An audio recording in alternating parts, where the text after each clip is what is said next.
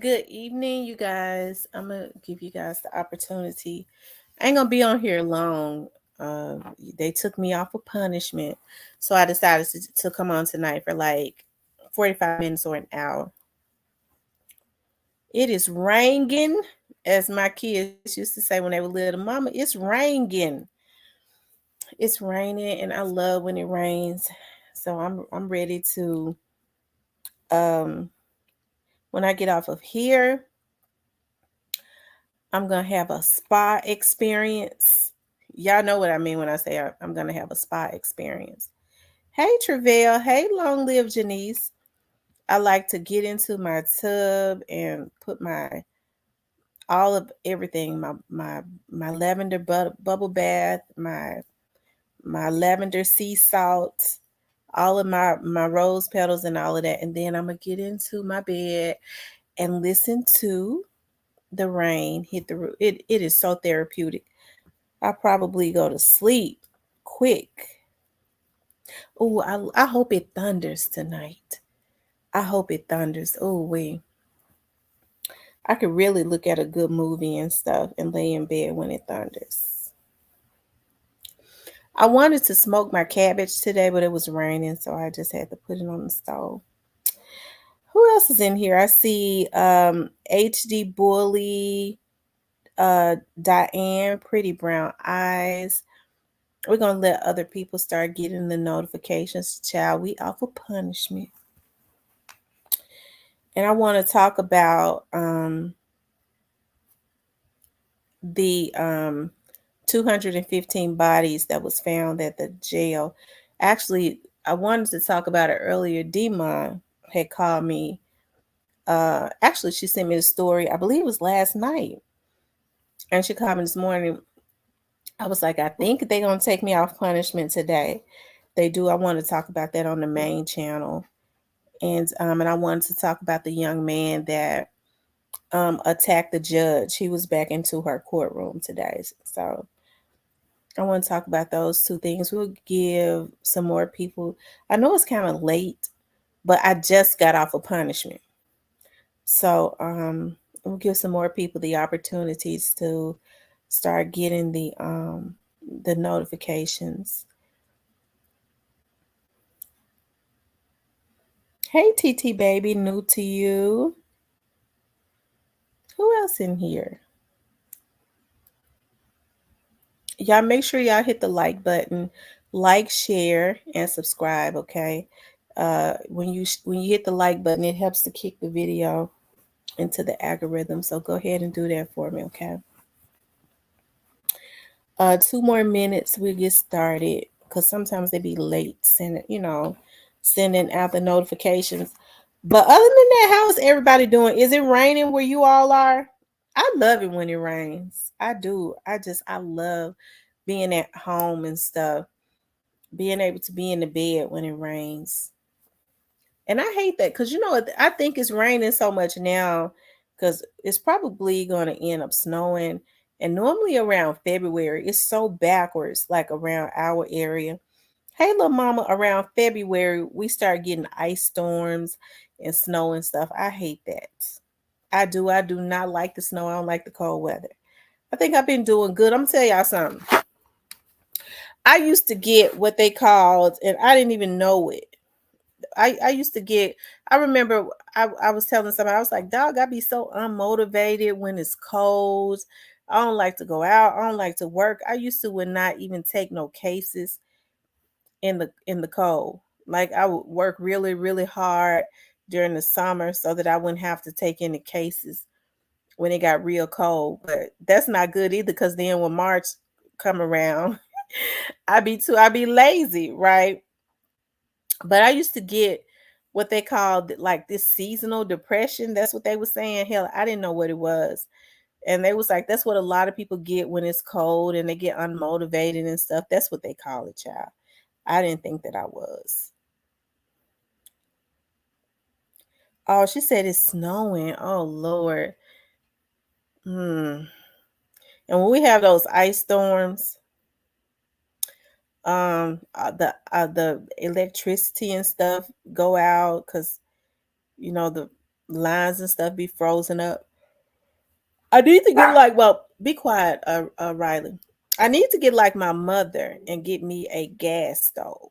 I don't though, because when the electricity goes out, my mother's house never gets cold because she has a gas stove.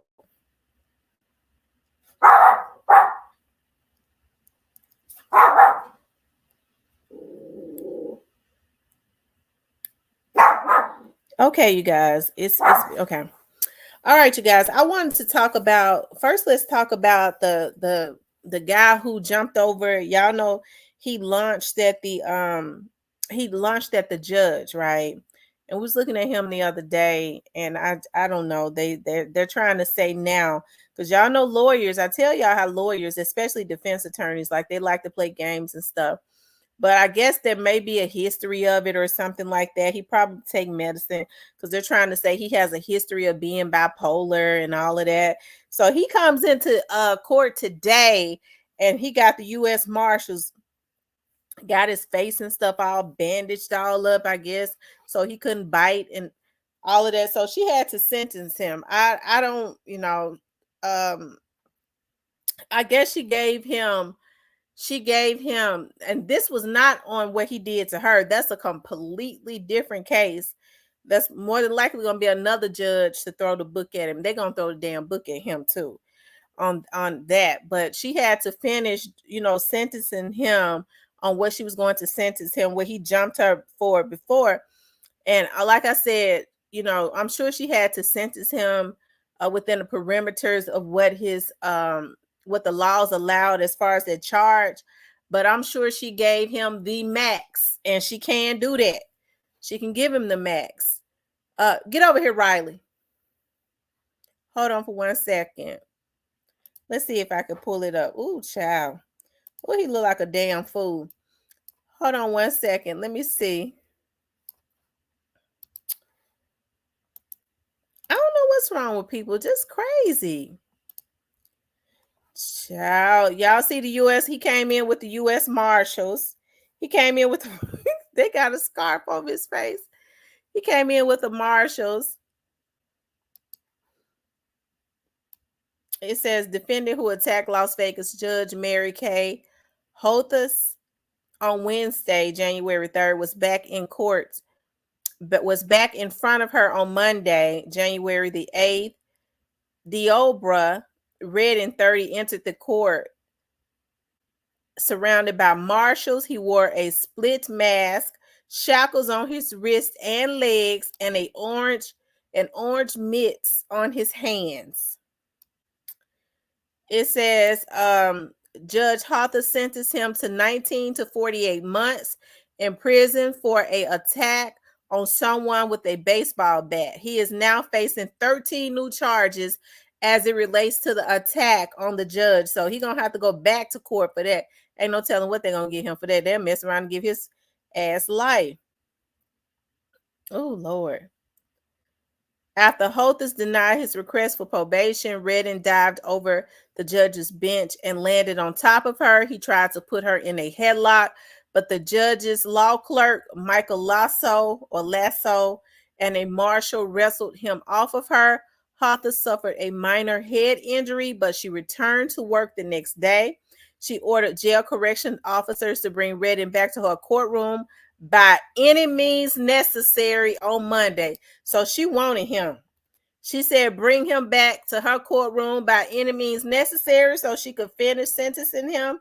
So she wanted him. So she gave him, he was sentenced from 19 to 48 months. And if I'm not mistaken, somebody help me out, in like 48 months, like what, 4 years or something like that? Let's see here. Sentencing. When we were last here, arguments were concluded and the court had begun to pronounce sentence when an incident occurred, an incident initiated by Mr. Redden, preventing the court from completing sentencing. That is the sole purpose for today's hearing. Any other issues that may arise from the events that occurred last Wednesday will be handled at a future date by a different court. For purposes of the record, I want to make it clear that I am not changing or modifying the sentence I was in the process of imposing last week before before I was interrupted by defendant's actions. I am making my calendar page from that day an exhibit for the court. As it existed, the moment I walked in, prior to anything happening, nothing's been changed, indicating the sentence I intended to impose. Although I give it back for a moment. All right, that being said, in accordance with the laws of the state of Nevada, this court does now sentence you in addition to the $25 administrative assessment fee, $150 DNA fee, the $3 DNA administrative assessment fee, and $250 indigent defense fee. Look at how that white marshal looking at him. Corrections. How much credit for time served does he have? It's 0 days. He was on probation when he committed the offense. Almost revoked on probation. Look at that white boy looking at him. He look like he's scared to look up. That time it expired at about the time of the plea. So 0 days credit. Mr. Almasi, if that's different, let us know. We'll fix it. I will. The motion to quash mandatory is moved at this point. And for the record, I just reflexively wrote 0 days credit time served on the notes. What I just said. So that is an addition as of right now. That's correct. The probation case number, just for the record, is C370775. Thank you. My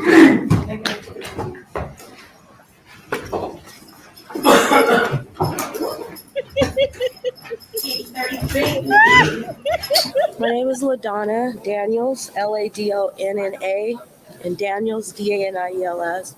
In your relationship. I'm his sister. So can you just tell us, we've only seen the video, so tell That's us his about family. He's your half brother, right? No, he's my whole He's your brother. full brother. So tell us about your brother and the brother that we haven't seen. Who is he like? What is he like? And how did he get into this situation? Well, he's basically born with mental illness. He was born with crack cocaine in his system. So his chance in life was taken at birth. Deep inside, he's a good person. He's just not had the opportunity in life to be surrounded by positive people, meaning his own family. I can see that my brother just felt betrayed at the time when he was pleading and saying that he was in a better place, which is different for us all to be in a better place. I mean, when we struggle from mental illness, it's a chemical imbalance, just as most addicts have chemical imbalances out there. Who wants to stop using, who can't. It's something that we suffer from. I don't think sending him to prison is going to deter anybody who suffers from a mental illness. They need to be surrounded by healthcare professionals who can treat him and so that he gets the right treatment that he needs. He's been in and out of mental health court, so now he's going to go to prison on this thing. But you were saying to me when we were walking down here, you don't think that that's going to help him in any way? It's not, because the people in prison are trained to, for prisoners. They're not trained for people who suffers from mental illnesses. So he will not get the proper treatment that he needs. This case went internationally viral. How has your family been dealing with that? Well, we've all just been thinking more, of our rights as individuals. And anybody whose mind is not of a normal person should not be judged in a manner of a person who's normal like you and myself. He tried to speak for himself, which I just think he shouldn't have never been allowed to take the stand or speak on his own behalf because of his condition. What was your thought when you saw this video that went viral? And you obviously talking about your brother. Yes, I just think his reactions were not premeditated. It was triggered. Okay, it seems like to me, I mean, I'm not trying to negate the whatever they're saying as far as he's got mental illnesses, and it's obvious, okay? But at the same time, it seems to me that they're trying to uphold this. They're wanting to blame the judge for her doing what her job and looking at his violent history and saying, okay, he ain't been, she had not even sentenced him yet. He ain't even been in jail. So he proves that he proved that he's unstable, but also that he has anger issues. Now, she says that he has not had the family love. Well, then why haven't they loved him? Hey, I don't know what to say. For some reason, it seems to me they're trying to push everything back on the judge and not have him take responsibility for what he did. We already know he know better because he wouldn't even look up with them white boys looking at him. So I mean, I think a lot of, and I'm not saying people are not mentally ill. I think a lot of people are out of their minds now. Thank you, rare rap. A lot of people is out of their minds, but at the same time, hey, he knew what he was doing, and we got to stop enabling these people. Okay, he knew exactly what he was doing.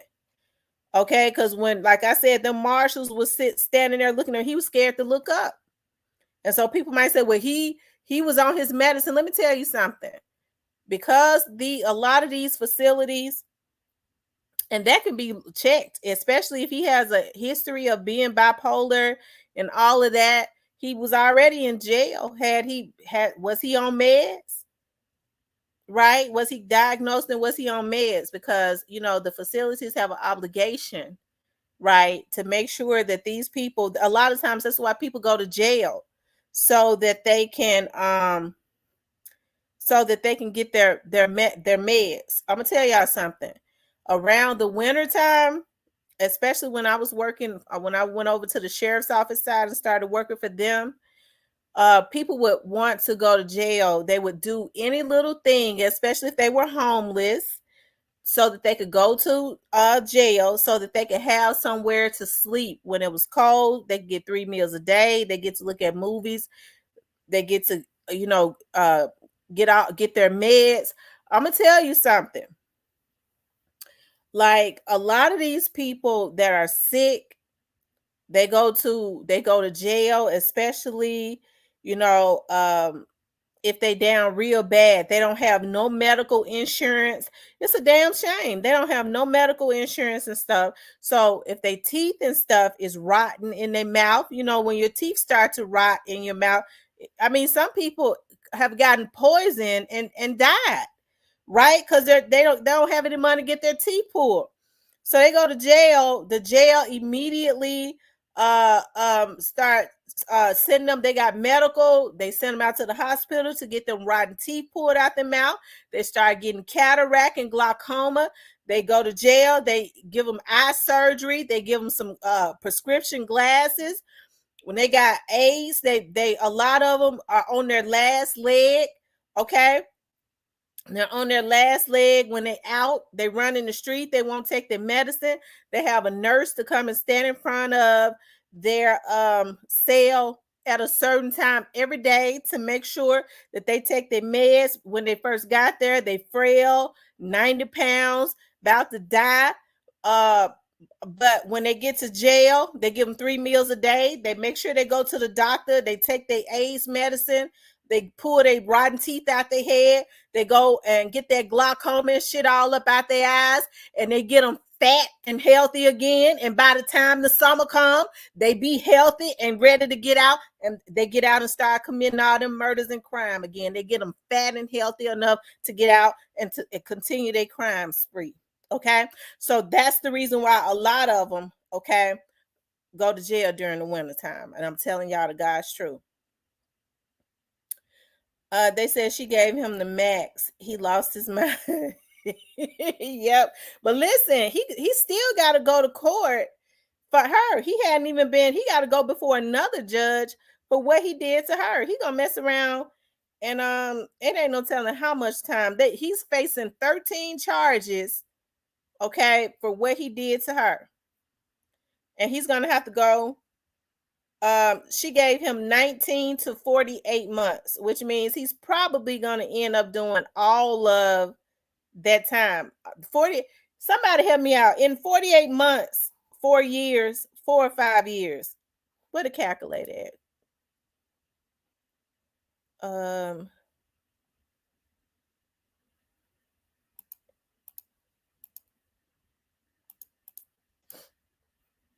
It's 4 years.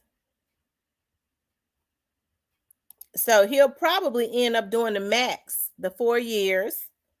And then he's got to go before another judge. He's facing 13 charges for what he did to her. So ain't no telling how they'll mess around and try to give him 20 years on that. They might try to give him 20. But, I was hoping that his family would say, I hate that this happened. It should not have happened.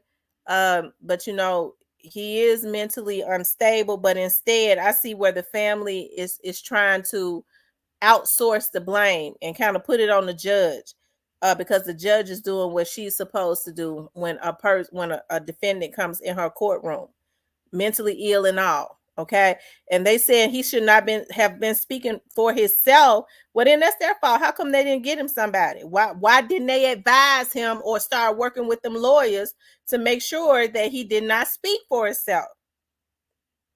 Who fault is that? I have to put that on the family if they claim he was that mentally ill. Because he seemed to have been pleading for his freedom. He has been off his psych meds since he got out of jail, but because he doesn't have an appointment until March of this year, so he has not taken anything at all. And I think when the judge says, it's time for you to get a taste of, became a trigger, and in his mind, he felt threatened. We all have the capabilities to do what Diopra did, and that is to leap that high when our fight or flight mechanism response is triggered when we're threatened. We can jump that high. We can leap that high. So in his mind, it's realistic that his life was feeling threatened, and that's what happened. Do you think that if this judge didn't say that last line, that this would be a different story? I strongly believe that. Because it was that statement that was the trigger. Have you had any communication with him since Wednesday? No, I haven't. I have. And actually, once we found out that he didn't appear in court on that day, my mind automatically went to, what did you do to him? Where is he at? When I came, media everywhere, and I go over to the jail, and I'm trying to do the visits, and there's no visitation for him at this moment. Then why? Where is he? He hasn't called. But apparently, Tony Abatangelo, a good attorney that I know, was able to access someone from the inside to actually call. And they called me last night. And I explained to Diopra, like, it's not a circus, what you did. No way do we condone it, but I know your struggles, and I know the voices that you hear. And I just felt I tried to soothe them and, say, just come to court and, whatever's handed down, just take it. Like, what else can you really truly do? But I just felt like to even be going back in front of her courtroom, that was totally biased. Like, why?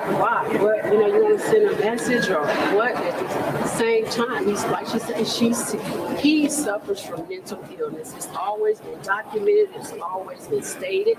Even when I got him from the foster care system at the age of 12, it's documented that he was severely emotionally disturbed. By the time he was 18, he left and branched out on his own. But every day, like you say, he's Okay, she said she got him from the foster care. And see, let me just say this, and I'm not being accusatory or anything, but she said she knew he was mentally disturbed and all of that. Okay, he has a history. I don't know. I need to look at what age she got him from the foster care. Why and got him in her home from the foster care. If she knew it was documented and he was mentally ill, why didn't she get him into some counseling or something like that? See, a lot of foster parents take in children, and it's not the children's fault that they were born to parents that whatever happened, they ended up in the foster system. It's not the children's fault. But I have to say, there are a lot of loving foster parents, but then there are a lot of people that get into foster care for money, right? I'm not saying that's what she did. I'm just telling you what it is. So if she knew he had all of these issues when she got him, and I think when there is a mental illness in a lot of states, when there are mental illnesses and things of that nature, Miss T, did you see those that blue that came across that girl? I've been, y'all, you already know I've been on the dealer's site today shopping, and that's the reason why. But y'all, I didn't buy no shoes or nothing. Okay, that's the reason why dealers is popping up there. I said, Lord, they trying to get me to come back to the site, I guess, and buy some stuff. But I think when there are mental, when they have mental illnesses and stuff, the foster parents get more money. In some states, and in quite a few of the states, they get more money to take on the child that has I'm glad I didn't see those heels. Oh Lord, thank you for not letting me see them, because y'all know I said I was not gonna buy any more stiletto heels for 6 months. So I'm glad God didn't even let me zone in on them. She said she had him since he was 12. He's been getting in and out of trouble. Why had they not gotten him the type of help that he needed then, but it's still. And then she said, I just feel like it was biased. Why he have to go back before that judge?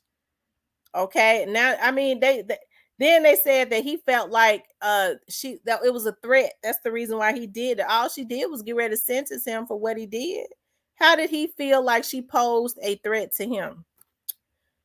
Right? So, I mean, so it seems to me what they're saying is the only time that mental illness that he has kicks up is when somebody says something that he doesn't like. So I don't know what to think about that.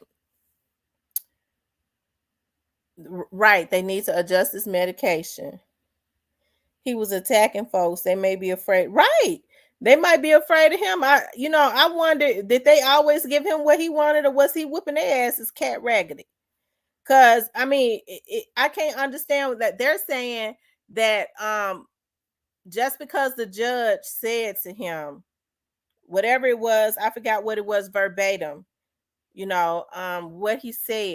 what she said, but he felt like it posed a threat. There was nothing that the judge said that I felt like posed a threat. He just didn't like what she said about he had not gotten enough time, and he was coming in and out of jail. It was a revolving door. He likes to fight people. He likes to violently attack people. But he was standing in that courtroom with the marshals looking at his butt, looking pitiful.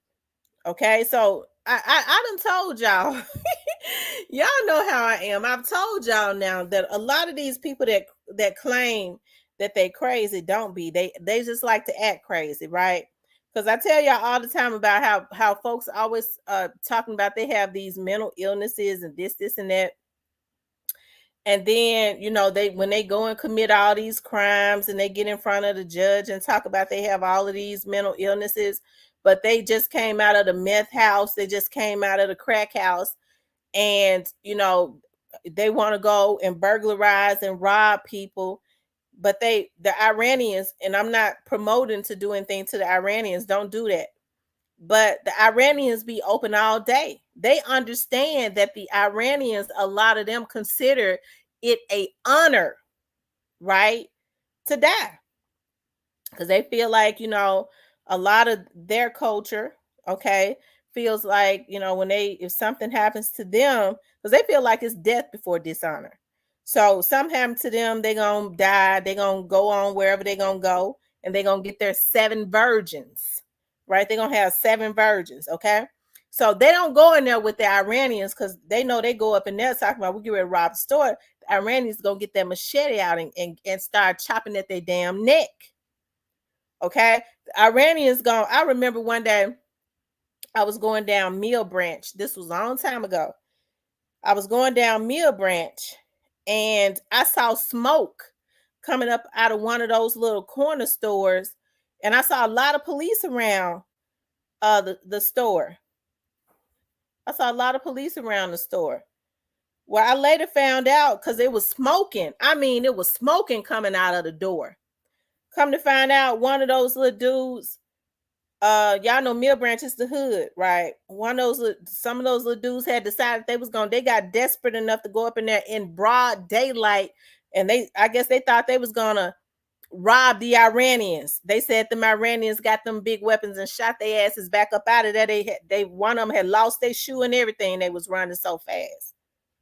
I mean, the door, it was smoking. Smoke was coming out. They was shooting so at them. Them Iranians, and they still, that store is still open. They go over there and get Hunt's pieces. They be robbing the little old women that lived in the neighborhood all around that store. Ought to be ashamed of themselves, burglarizing their houses.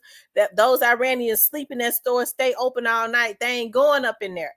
That's the reason why I say a lot of these people that claim that they have mental illnesses don't. They just low down. They just want to do bad stuff. Because even when they wander out of the meth house, they brain fried and everything else, they know damn well, man, let's go rob somebody. Oh yeah, the gas station open because the Iranians own the gas station. The gas station stay open 24 hours. That little corner store right there open, the Iranians are, oh hell no, brain fried and all. They know they ain't going up in there. Because those Iranians ain't get ready to play with them. They're going to smoke them out like they did the last time I saw them. So a lot of these people that claim that they're crazy, they ain't crazy. They just act a damn fool because they feel like they can get away with it. They ought to be ashamed of themselves. So then what they do is they go and break into a little old lady's house that's been living in her house for 50, 60 years. Don't tell me it don't happen, because it do. Then what they do is they RAPE the lady, 90 years old, 20-something-year-old boys. They beat her, assault her sexually, burglarize the house, right? Rob the house. And then they take what they got out of Miss Lula's house and go to the Iranian store and buy the cigars or whatever it is they smoke their weed and whatever with, dapping the Iranians up and down, okay? Because they scatter them. So these Negroes get high. They claim they be high out their mind when they go stand in front of these judges. They don't. They weren't high enough to go in there and rob the Iranians. They weren't mentally ill enough. Their brain wasn't fried enough to go in there and rob the Iranians, who stay open and make all the money. We know it's money up in there because they own all the stores in the Black community. So we already know it ain't nothing but wealth up in there. But see, a lot of these folks that go for bad, they just dirty. They hell bent on destroying their own damn community. And I don't care how fried that brain is, they know damn well that they don't want to die. That's the reason why they don't go messing with them Iranians. Right? I think it's a darn shame, like how we uphold stuff. I think that's the reason why our community cannot move forward, because we want to sit up and uphold stuff. What that man did, even though she was a white judge, that lady was doing her job. If he didn't want to have to go before her, well, they didn't want her sentencing him. They should have got him some help. They should have got him some help. It seemed to me he just exert violent behavior. And that's the reason why I say it's not going to get no better until we change our mindset and stop upholding these folks that do wrong. Who's going to take our community seriously if we continuously uphold wrong? It's got to be some repercussions. Now, I hear the men say all the time, and they are I do believe that, a lot of people might not, but I do believe that the men are supposed to be leading the community. I mean, that's what I believe. So if the men are strong and they're leading the community, how come there ain't no repercussions? These little dudes ought to be scared to do a lot of the stuff that they do, because they already know that the men are there going to be some repercussions. Okay, we're going to talk to you. I mean, it's certain things that they do. They all not be talked to. They say they don't want the police in their damn business. Hell, okay, if they don't want the police in their business, how come they ain't handling it? But you got these folks going burglarizing their neighborhoods. People in their neighborhoods breaking up. The little girls and boys can't even walk to school. Okay, because you got these freaks wanting to try to snatch them up. And so the very same people that can't stand the police right? We supposed to be policing our own neighborhoods. You can't police the neighborhood if you're going to dap up all the rapists and the killers. You're going to stand and smoke weed with them. You ain't no leader. See, folks don't like it. I notice like people don't like when you have somebody that's got a personality as strong as mine that'll call stuff out. You want to be the leader, you're gonna have to do what's necessary. Cause see, you can't toy around with the devil. You can't dance with him. You're gonna be right. See, I always talk about how people want to straddle the fence on certain things. You just can't do that. It's real dangerous to sit on that fence all the time. I can't stand people that sit on the fence. My dad used to always say, listen, when he had people that sat on the fence, he said, well, you know what? I would say, well, Dad, what happened to such and such? He was like, oh, he liked to sit on the fence all the time. So I just pushed him on over to the other side. That's all. That's why you don't see him no more. Because if you sit on the fence, I'm just going to push him over to the other side with the other people. That's it. Right? And I don't like fence riders myself because, you know, people that sit on the fence are real dangerous. They'll get you messed over. They will get you messed off. Some people so used to sitting on the fence, they got splinters up their ass. I'm telling you. New Era says, I worked for an Iranian for cash a couple years back. He was fixing to delete a dude he caught stealing, but I told him, smack down. He was a wrestling fan and beat dude bloody. I'm telling you, they don't do it. You know, they don't. And here's another thing. You know, I was thinking about this earlier today. And I think I've talked about this before, you know, how we take money to destroy our very own community. I think it's sad, you know. I took that money because I want to take care of my kids. You destroying your own community, and they take money from people from other communities, right? But one thing I do know about other communities, they're not going to pay. They ain't gonna pay. You know, they're not gonna let a black person pay them to destroy their communities. They're just not gonna do it. They take offense. No black man is gonna walk up into an Asian man house or have a meeting with an Asian man about, you know, and about paying him to take out somebody in his community. That it ain't gonna happen. But with us, you know, and then we have excuses for, well, you know, we impoverished and, you know, we come from nothing. So that's the reason why we have to kill each other to eat. Y'all, I always say, like, there has to be a renewal of the mind with our people. And that's the reason why, like, even though y'all saw me on my other page on YouTube, you know, child, when it's sad. They don't even want us to start putting anything out to start educating our community. Now, I played that video with Minister Farrakhan, and it's probably a damn cuckabug head that reported me. But Minister Farrakhan does nothing but kick knowledge, right? And they struck my page talking about I had Minister Farrakhan on my page. I was playing some stuff on Minister Farrakhan, and he was putting out misinformation.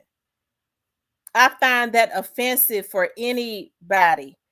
Okay, anybody of any other culture to sit up and say a African American leader, rather you agree with Islam or whatever. Okay, we have to admit that Minister Farrakhan speak nuggets. You know, he's put a lot of knowledge and stuff out there into the community, because I'm a Christian, right? But I agree with a lot of a lot of what he speaks, right? Gaden says, all these Mexicans they let in over here, you better stick together. Black people can't stick together for nothing. I don't get it. Like the Africans back in Africa, they stick together. And we get mad because, you know, I hear people say all the time, well, you know, the Africans that come over to the United States from Africa, they don't want to be, they don't want to deal with the African Americans. I'm gonna tell you what I've heard Africans that come from Africa say, that the African Americans don't stick together, right? So you have the Africans that come over to the United States. They start braiding hair. They all work in a braiding shop. They make sure that they eat. They get money. They start opening up. You rarely see an African wearing American clothes. They open up the African attire store where they sell all the herbs and that African dashikis and stuff like that. And you see them with those African clothes on. Those stores don't close up. And then when they be building houses over in Africa, and then when they get through making all the money that they they go on back home, and then they let some more of their family members come over and work over in the United States, and they save and they make money, right? They all live in the same houses. You see a lot of Hispanics doing that, and that's because a lot of Hispanics, everybody know that Hispanics are Africans, really that's mixed with a little something else. They didn't want to be black, right? That's the reasons why they call them Mexicans, right? And that's the reason why a lot of them are darker complected. They're shaped like us and all of that. But they stick together because they have the spirit of the African, right? Of their ancestors. Although they don't really want to be affiliated with us, but they are. That's the reason why those are South Americans, not Mexicans. Okay.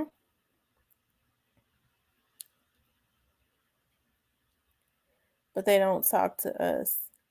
Why you think they had MLK sell us integration to subjugate our economy and destroy you know what I say all the time, like people don't even know, like, and that's because they don't want to promote that Dr. King did not assassinate him because he had a dream. That's what they want us to remember, because I remember growing up, I thought that Dr. King died like right after he did that I Have a Dream speech. Dr. King lived several years after that. I think he died and they killed him in 68. Dr. King died because he woke up, not because he had a dream. And he says after he saw exactly what they was doing, because they was wanting to do integration and all of that. And what he realized was they decided to play cool, because they decided, okay, well, we'll let them, come in the same restrooms with us. We'll let them sit next to us on the bus, but our mindsets are not going to change, and their money is green. They decided, okay, well, if we keep them segregated from us, they might build another Black Wall Street, just like they did in the 20s. Y'all know the 20s was a bad time, and those Black people were able to build a Black Wall Street, right? Even though they, destroyed it, because those Black people built a lot of wealth because they had to patronize each other, right?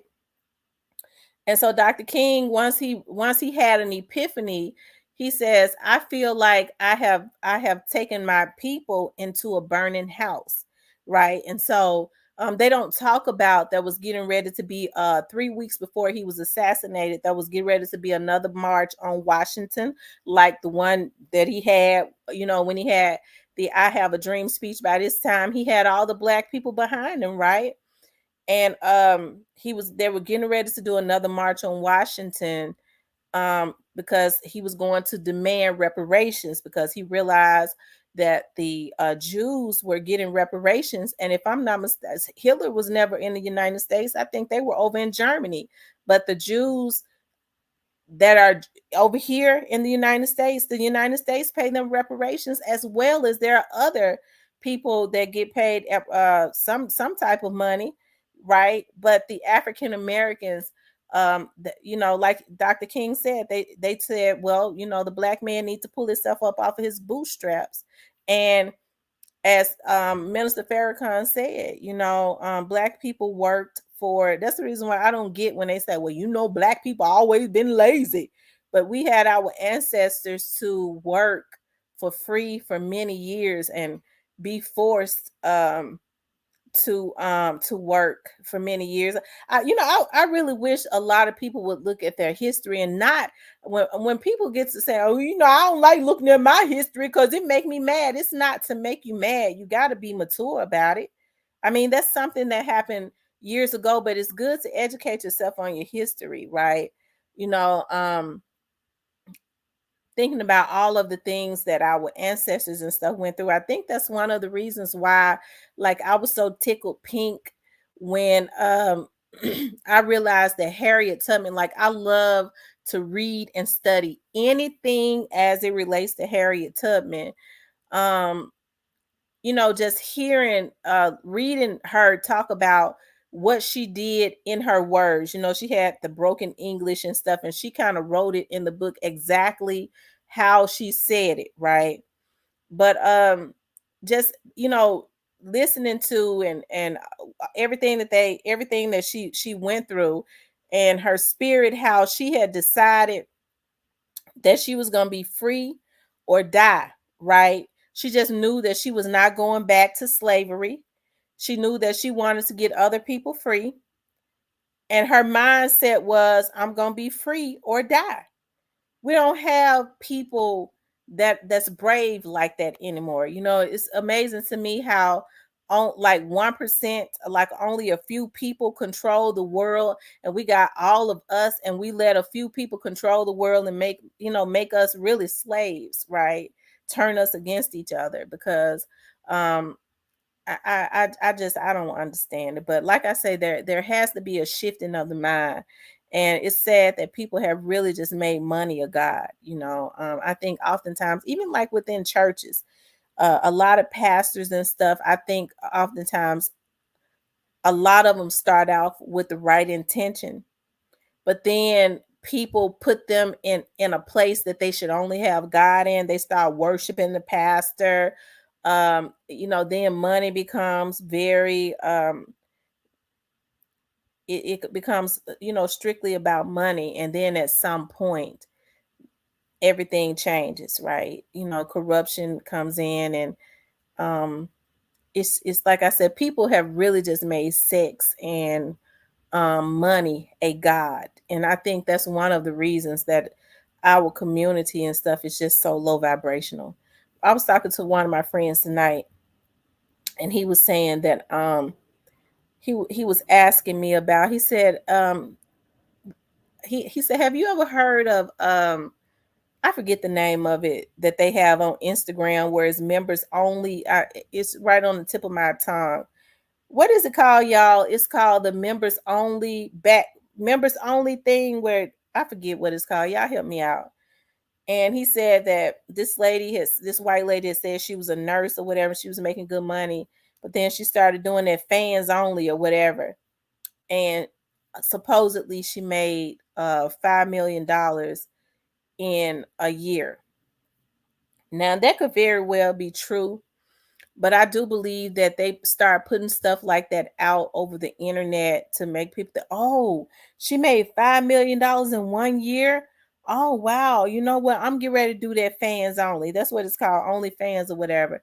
I'm getting ready to do that only fans. You know, I think that it's sad that, you know, like I said, people have put sex and money, that's what they worship now. And I think that's the reason why I just think until that changes, our community is going to continue to stay behind, because I think it's a damn shame that somebody can walk up to somebody and lure them with money to take another person's life. I will never understand it. I won't. I will never understand it.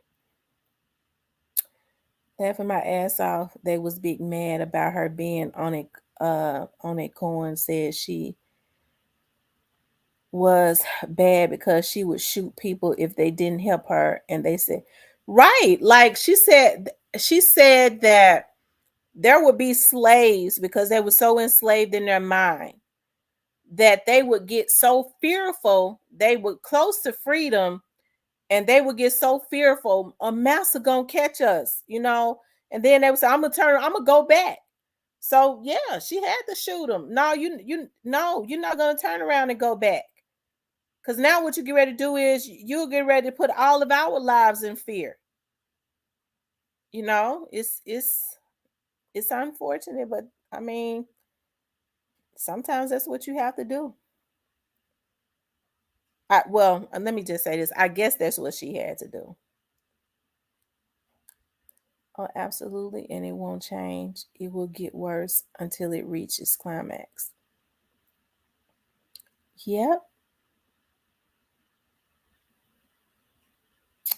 But I just keep saying that there has to be a renewal of the mind in our community. And I know people say all the time, when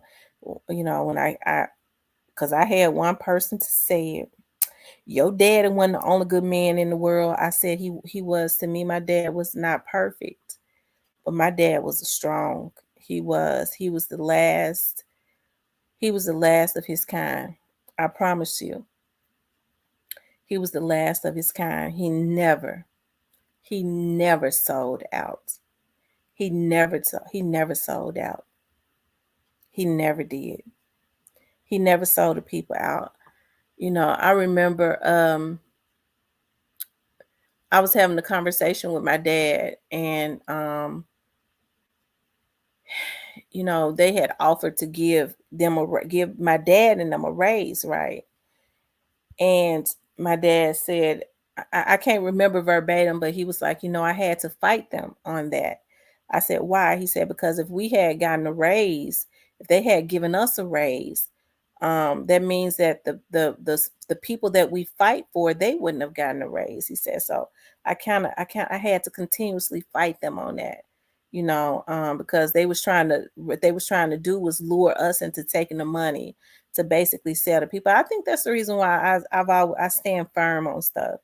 I have to take the long walk a lot of times. I think I could really have a whole lot of money, but I always take the long walk, because I just don't believe in conforming. I don't believe in selling out. I'm not gonna be up under somebody else's thumb all the time. I don't want to have to be scared. Well, if I say this, I'm gonna lose that.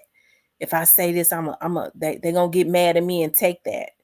No, that's the reason why I stay going to get training for myself, child. When investigations, when them calls are down, I already know I got my sponsorship on my TV show. And when that's low, that never really gets low. I go over there to the bonding company and write bonds and write bonds. I write grants. I do that mostly for myself, okay? Because people coming to me wanting me to write them grants, but they want me to lie on a federal document. You got me fucked up. Excuse my French. I'm not going to jail for you. If you want me to write you up a grant, you're gonna have to have everything going on that you say, because I'm not gonna lie, go to somebody else, let them write it up and go to the feds. I'm not gonna do it. A New Era says, why in the world would somebody even say something so foolish like that to you? I don't know. It's pathetic. Because my dad was the best. Okay. My dad was the best. My dad and I used to talk 3 times a day, at least 3 times a day. Okay. My dad taught me politics, and my dad started teaching me politics probably about 9 years ago. And he used to always say, Gal, he always called me Gal. Gal, you too emotional.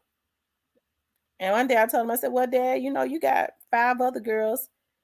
Why don't you teach it to them? He said, no, they ain't got the fire you got. You just too emotional.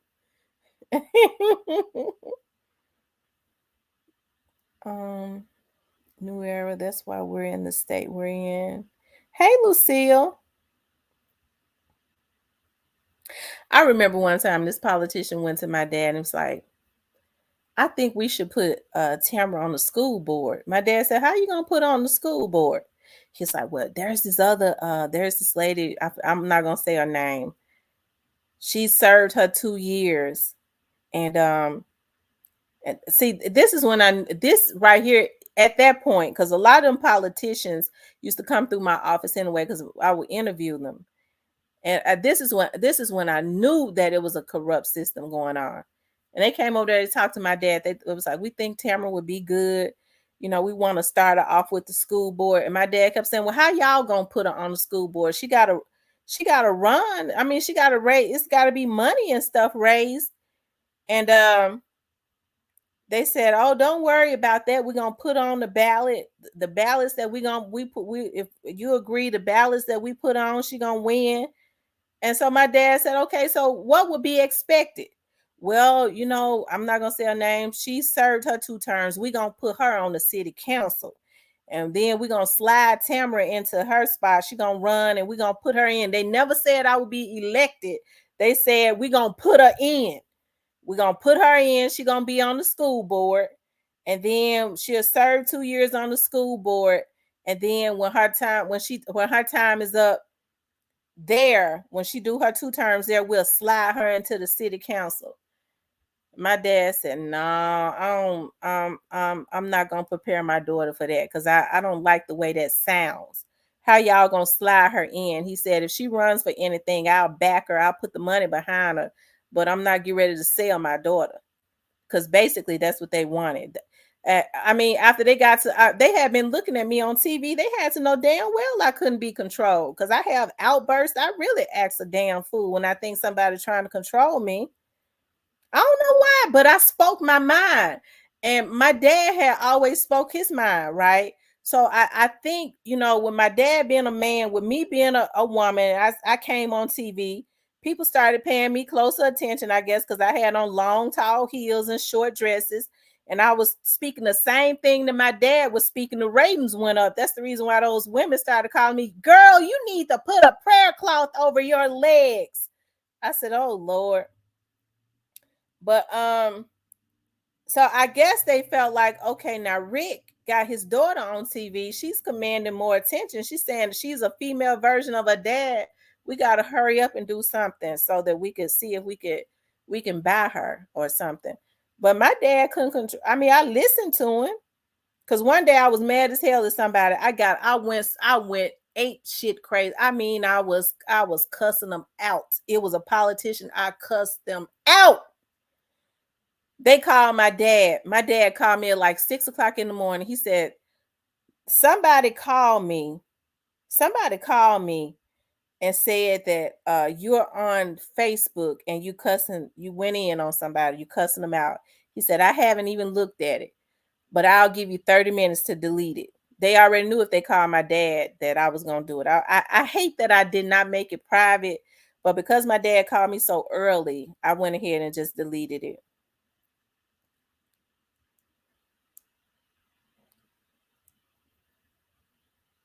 And this was about 3 years ago.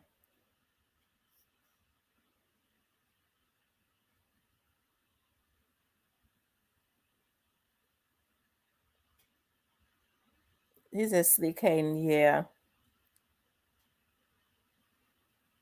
But I said that to say this, like a lot of what goes on in our community, right, has a lot to do with a lot of Black politicians that sell out. I'm not saying all of them because I have a couple friends that's on the city council. I know that but it's they're, I mean, they're just 2 votes, right? The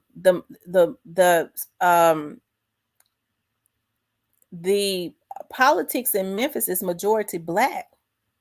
It's majority Black. So, you got a lot of Black people that's selling out the Black community. And they do it because there are no repercussions behind it, Like I said, a lot of the reasons that we're in the state that we're in, it ain't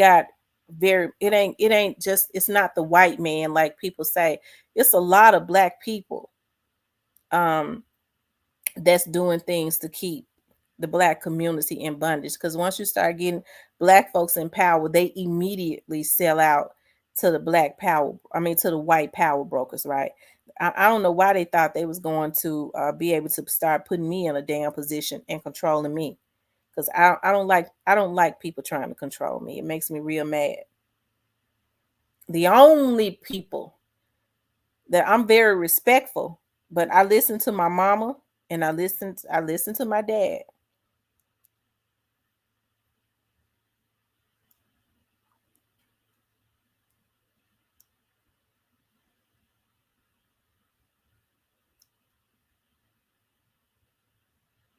Y'all make sure y'all hit the like button. Oh, and I wanted to talk about right quick the 215 bodies that they said that they found in the Mississippi in Jackson, right? In Jackson, Mississippi. And I want to talk when Demon called me this morning. Actually, she texted me the article this morning. I was like, well, they got me on punishment. I want to talk about it on my main page. And so when I looked at that, it kind of reminded me of, I thought that it was as Yazoo jail down in Mississippi. It's something going on in the jails in Mississippi, because I even had a lady that used to be on my channel that had reached out to me about her son. She said her son, he was in Yazoo, Mississippi. He was getting ready to come home.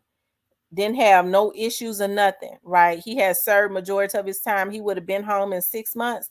She said the next thing she knows, she get a call and they said her son was dead. And then there was a lot of funny stuff that went on behind that. The only thing I could see, we already know that regardless, it's like this everywhere, but we got to be honest. The Mississippi is the South. When you start talking about Arkansas, Tennessee, Mississippi, then you're going further, Alabama, you're going even further, deeper in the South, Louisiana, you're going even further south to Florida. We see what happened to Trayvon. Even though people look at Florida as being this vacation, it's still the deep South, right? When you start talking about these southern states, we see all the atrocities that happen, right? A lot of the mindsets have not changed. And so we have to pay close attention to that. I think I've been talking about, I know they monitor what we say now. So I have to talk in codes on here. Because when I talked about this before, they struck at my damn page. Okay. A lot of what I talked about a long time ago, when we start seeing these young men that are in these facilities that end up unalive, right? We have to think about, what are they? Why didn't they call their families? Had they already had autopsies?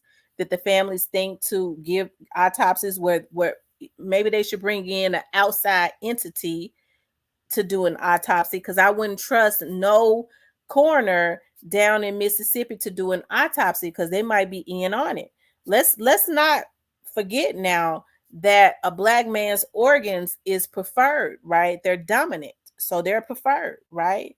I know that they're saying they've shown some white people, some Hispanic people, whatever, but I'm willing to bet you the number of the Black people that they have found, and they're saying 215. I'm sure it was a lot more.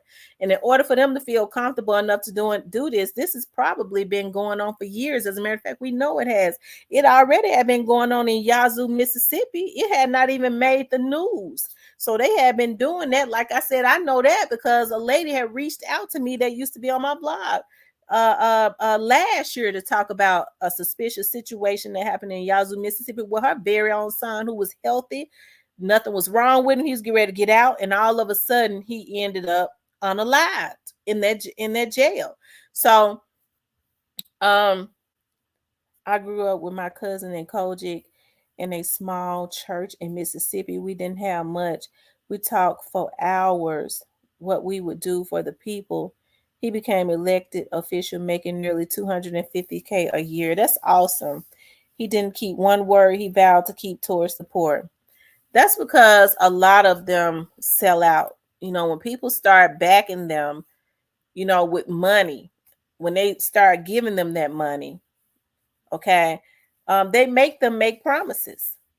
So that's the reason why, before you even vote for a person, because you can look at it, you can go right to the election commission and look at it, see who is funded, see who's funding their campaigns. It's one thing if you get the people, the citizens, to fund the campaigns. That's why I say we have more power than what we would believe, because if we know that there's a viable candidate, okay, that's truly going to be for the people, folks are going to have to start putting money behind to see. With Black people, we want good candidates, but when it comes to we all give $5. Everybody in each community give $5 so we can put out signs, so they can do this, so they can do that, and then get out and vote. So if they can go and get vans and stuff, okay, so that they can pick up the older people and take them to the polls so that they can vote, what we have to do is make sure that we do that. Because if we get out in droves, yeah, they'll try and cheat. But if we get out in droves and make a fuss, they'll be too scared to cheat, right? We have to make sure that we get out and support our candidate, because I'm going to tell you something. I don't care how likable a candidate is. I don't care how pro-black they once was. If they get a machine behind them, they're not going to be for the poor. They're going to have to do exactly what them people who put that money behind them say do. They're going to do exactly what they say do. They are not free. Okay, they become bought. And if they get up there and try to do anything different, they're going to take them out. He's going to be coming home one day and have a wreck. So that's why I say, as Black people, we have to unite and get behind, because, see, I think I talk about this all the time. We keep our eyes on elections like in Washington, right? We talk about the president's election, which is okay, cool. But I think I've always said this: the three most important elections are, especially as it relates to us and our community, is the sheriff's race, the judge's race, and the prosecutor's race. Those three people affect your life directly, because if they work together, and they'll F you over. The judges are going to be the ones to sentence you. The sheriff can make your life a living hell. And the prosecutors and the judges work together, because they throw them charges against you and work with them judges to over sentence you. And those races have the lowest turnouts. And I can't understand why people are not paying close attention to them judges, right? So people get to complain, them judges, them Klansmen, they over sentenced me. They probably did over sentence you. You know why? Because a lot of them work with those private prisons. So why aren't we out voting in droves to make sure that we are vetting? We can't just put somebody there because they're Black or white. We have to vet them. We need to start making people earn our votes. But we don't do that. We just like to complain. And like I said, it ain't gonna get no better until our mindsets change. But as it relates to the 200 and something bodies, organ harvesting been going on, and it's getting worse and worse and worse and worse. Yeah, I'm reminded of Kendrick Johnson up there, and they still ain't did nothing to nobody as it relates to him, right? Those white boys have gotten off because their father at the time was an FBI agent. And I mean, he ended up resigning, but you already know they just gave him the option to resign because they was going to fire him because they know he did something crooked. His organs and stuff was missing. So I think that's worth paying some attention to, right? That's worth paying some attention to. Ben Crump is down there. I think that's a good thing that he's down there in Mississippi, and he's going to bring attention to that. He's going to bring attention to that. I think that's a good thing, okay? I think that's a good thing. They should have been brought attention to it because it had been happening over in Yazoo, Mississippi. They have the lowest turnout, but able to do the most damage. Right, able to do the most damage. Absolutely. Your local elections are the most important as it relates to your day-to-day life. But you have a own vote list. It's time for the president. So you need to figure out what your senator and your Congress does. Those are the lawmakers. Hell, they the ones changing these laws, quietly change laws, and people don't pay attention to that. And they'll leave those senators and those Congress people. They're not term limited, and they should be. I'm telling y'all, power corrupts. When a person stays in a position for too long, they become corrupt. I don't even think it is responsible. I think we're being irresponsible anytime we start letting a person be in a position for 10 and 15 and 20 and 30 years. That's irresponsible on the part of us, the citizens. Hell.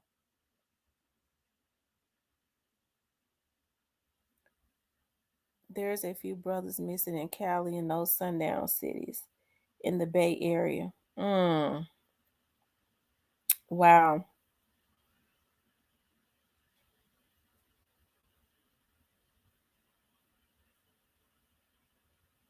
Yeah, y'all run the likes up for me. Like, share, and subscribe, okay? Like, share, and subscribe.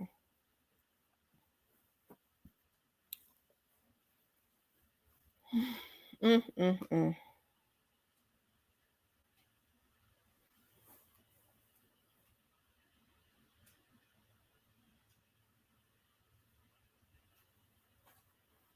Right there running the bag up. Mm.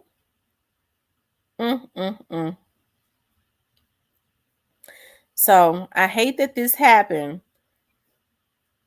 but hopefully they get to the bottom of what happened. I hope they get to the bottom of this. They don't try to brush over it and become quiet for no money. Because see, what happened is these families, they let them pay them off, and they don't pay them but a little bit of money. Okay, and so then they, what they do is they put a gag order on them so that they can't even spread the word about what's happening. And then it gets brushed up under the rug, and in a couple years they do the same thing. That's why I say people can't be so pressed for money. Folks I know, we have to have money to live or whatever, but like people are just doing anything for money. It ought to be something that you won't do for some money.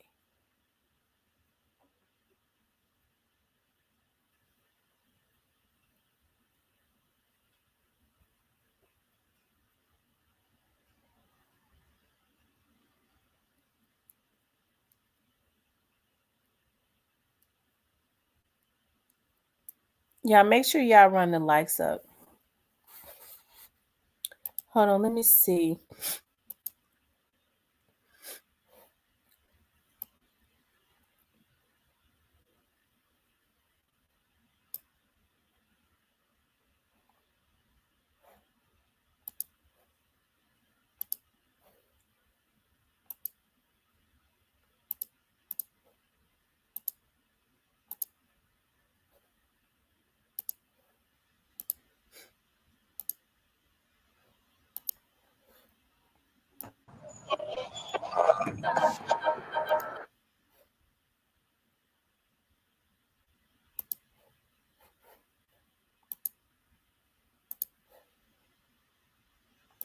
Situation in Mississippi, Jackson, Mississippi, to be exact. It's been revealed 215 bodies were buried in unmarked graves behind a state jail in Jackson, of course. Attorney Ben Crump is now calling for an investigation. Families of the dead reportedly had no idea until last month. Some of them, those grave sites were only labeled by a number and a metal rod. Joining us to talk about it, activist Arthur Silky Slim Reed, who also works with Ben Crump.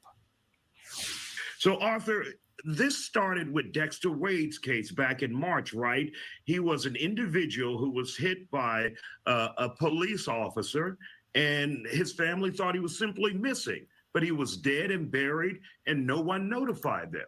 Well, the thing about it is that he had identification on him, Isaiah, and the medical examiner gave it to the lead detective, who said he called, didn't get an answer, and they didn't worry about doing anything else. What we're finding, Isaiah, is that Mississippi is Mississippi. It's an ugly Mississippi. And this is sad because now we have 6 other individuals that has been put into this same grave. And if you look at the video from when we first went to that site, buzzards were flying overhead. And we were trying to figure out, why are the buzzards flying overhead? But it's because they're putting them in shallow graves, and the only thing that they're putting them in is a body bag without embalming the bodies. So the stench from the bodies are drawing buzzards there. It's so inhumane for anybody to do one like that, Isaiah, is just horrible, is what we can say. And that's not even a word that we should use in a situation like this. It's something that we haven't seen. And what we're seeing here is over 200 people in this, what they consider a pauper's grave behind the county jail there. And what you guys are learning in your investigation is many of these families were never called, were never notified. Many of them still think their family members or thought their family members were simply missing, but they were dead and buried and never got a call from any investigators, any law enforcement officials or authorities in Jackson, Mississippi. That's right. And one of the things that we faced being Mississippi is that they thought that we were playing the race card. We have white clients as well. There were white people that were buried the same way, Isaiah. And any human being that's buried the way that they're burying these individuals, it says a lot about the people that's doing this criminal act. And the only thing that we're asking, because people always look at us when we're out fighting for civil rights of individuals, the only thing that we're asking in this case, we want you to do the right thing and give them a humane burial. And the city is, so it's crazy, Isaiah, to see something like that. It's 2023. It's not 1940. But to see them just dumping bodies in a grave like that, and no name, just a number. So they'll say, well, number 13, that's Arthur Reed. Number 21 is Isaiah Carey. But we don't really know until we get the remains. And then the remains had decomposed so bad, we just have to take them at their word. And when you look at the story, they told us that they would exhume this body at 12 noon, but they ended up taking this young man, Dexter Wade, out of the ground at 6:30, 7 o'clock in the morning. They say, we were not going to allow them to embarrass us with those cameras. If you're not embarrassed by what you're doing, it's shame on you. Absolutely incredible. Now, you guys, along with Ben Crump and I think Attorney Dennis Week, you all are asking for a federal investigation, that the feds come in and take a look at this and see exactly what's going on, because there's some questions as to Dexter Wade's death when he was hit by the police officer. Whatever happened with the officer in this case? And why wasn't his family ever notified that he was dead and not just a missing person?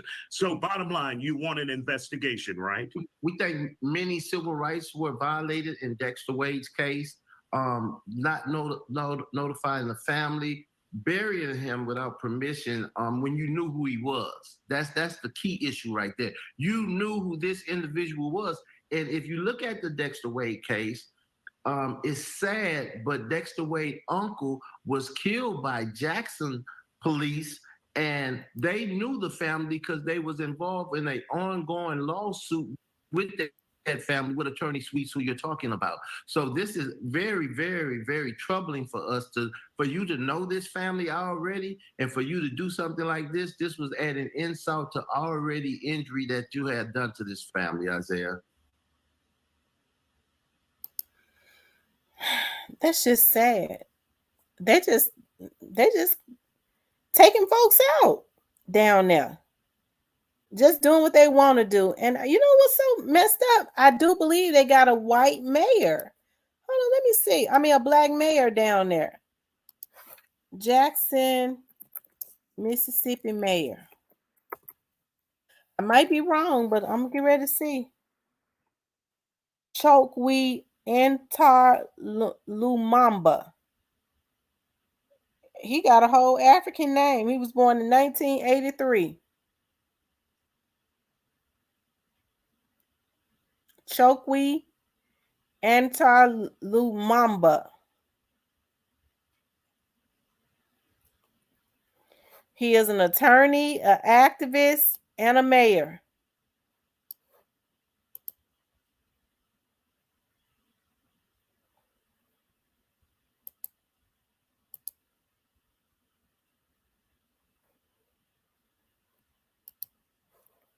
He letting this happen on his watch.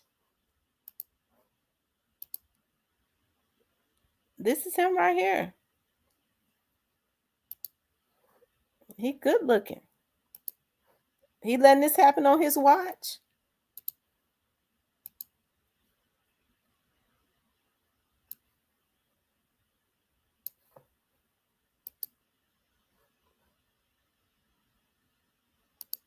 Hold on.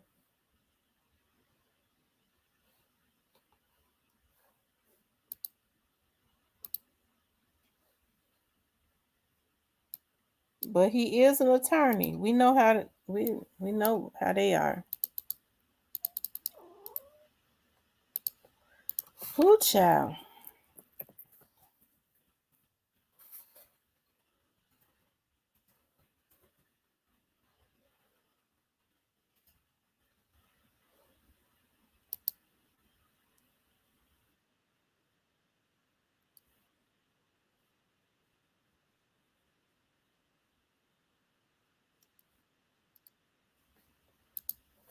I don't think he been doing nothing down there. Hold on, let me see. Let me show y'all this. I think it was his daddy that they said was more of an activist, and I think they killed him. I think. With water, you don't know if you got water. You don't know what condition the water. Mayor, give us an update on how things stand this morning. How many people are still trying to get safe drinking water? Well, first and foremost, good morning, Martha. Thank you for having me, and thank you for lifting up this challenge. As of today, we have seen some gains within the system.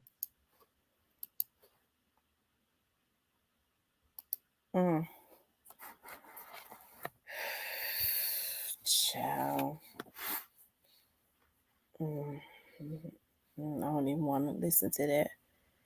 They said Jackson is notorious law enforcement in streets because they just put as many bodies in the ground as law enforcement. They got a black mayor that sound his voice made my flesh crawl. I didn't even want to listen to it no more.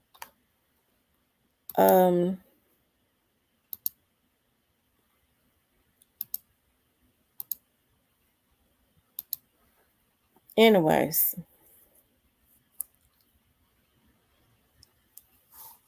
did you all hit the like button? It's 11:35.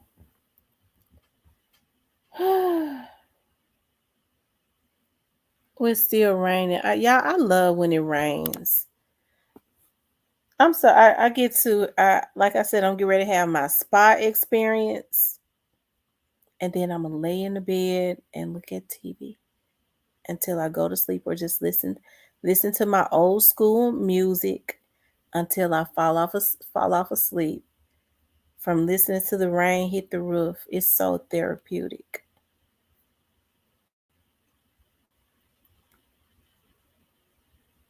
He don't care at all. You could tell he don't care. I think it was his dad that was an activist, and they ended up taking his dad out.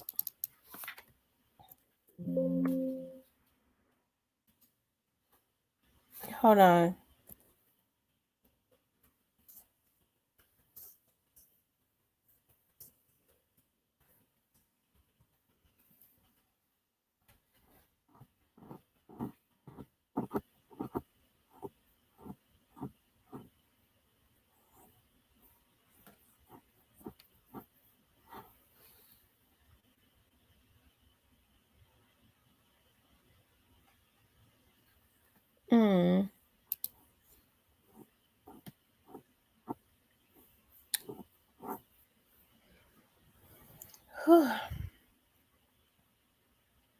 I appreciate you all for reaching out to me on my Facebook like page to because it'd be a lot of things that I miss sometimes, or I'm not on social media, I'm out working or something, and my subscribers are always sending me information on Facebook. I have an Instagram, but I don't be on Instagram. I don't like Instagram. I don't like it. I'll log in to lurk a little bit, but I log right back out. I ain't posted on Instagram in 3 years. But I do, like, my Facebook is connected to my phone. So if you reach out to me on my Facebook like page, the messages come through my phone. I see them if I'm in a good location. Those cats Those cats now are power hungry and full of pride. Prime couldn't do anything with them Negroes and left. Yeah, shout out to my subscribers for rocking. Y'all rock out all the time. If you haven't gotten a membership, please do get a membership. Um, yeah, we're gonna start doing some new stuff on this channel too. Um, I'm gonna have somebody to I said because I got a whole studio in my office. It's just that I be in and out of my office. I don't like being over there at night a whole lot. Not unless I have to be over there at night.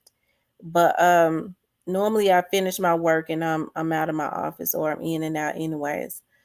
But I said that I was gonna start doing my podcast until I get get an area ready in my house over at my studio. It probably have to be in the daytime or something like that. But I have a green room over at my TV studio. So I'll probably start utilizing that during the daytime. Only thing about it is my hours are exotic during the day because if I get a case, I don't be over there. I might not be over there. But I plan to start being over there a little bit more because like I said, I offer a new service now and I've started spending quite a bit of time too over at the bonding company down in Covington. And while my friend trained me on some stuff with the bonding company, on more stuff, finished teaching me the building. I mean, not the building, but the business of it.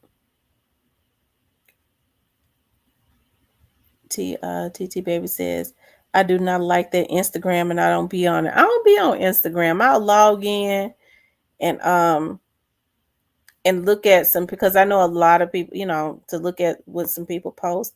But for the most part now, a lot of my subscribers screenshot stuff and send it to my Facebook. It's just that I've been on Facebook so long, I know how to navigate Facebook better. Right? I don't be on Twitter either. Lucille says she be on Instagram all day. I promise I don't be on Instagram. I don't be on Twitter. I know a lot of people be tweeting.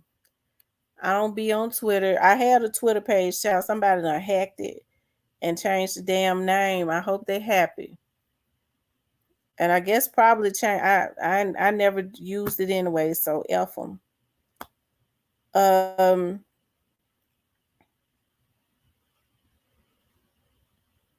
A bunch of celebrity drama.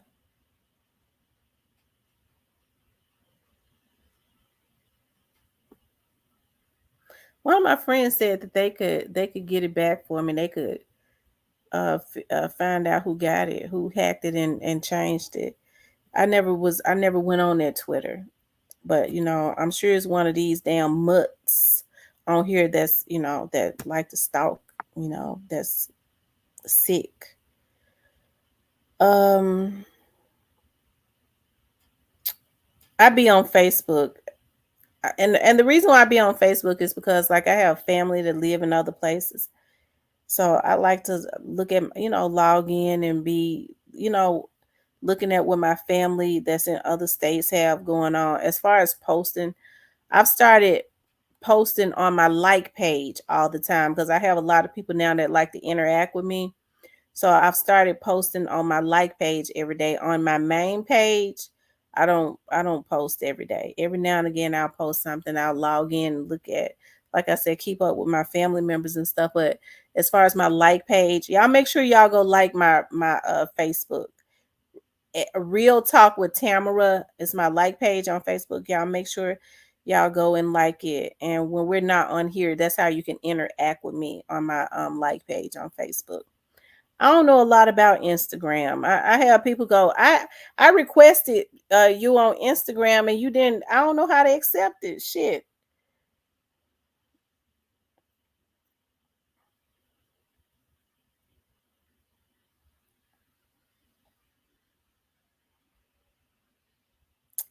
Why everybody on cat head? Cat head. Look at me being all country. I said cat, like they used to say in the projects. Why everybody on cat head? He didn't say nothing.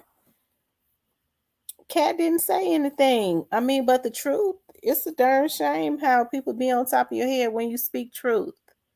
I guess it's a crime to speak truth to power. I see that they're messing with the young man that interviewed him too.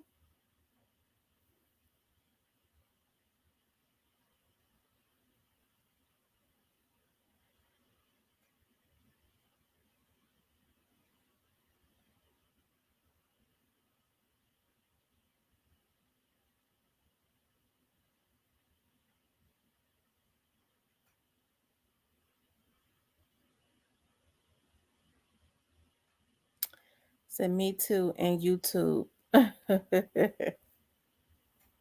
I know how to work YouTube. I'm learning it more.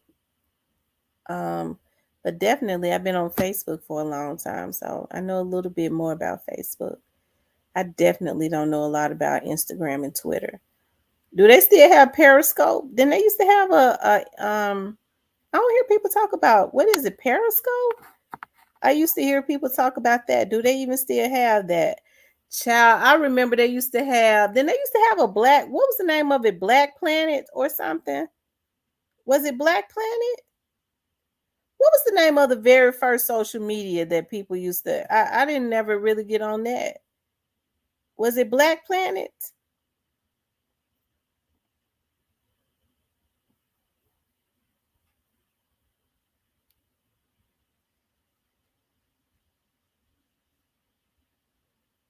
It might have been some called something else.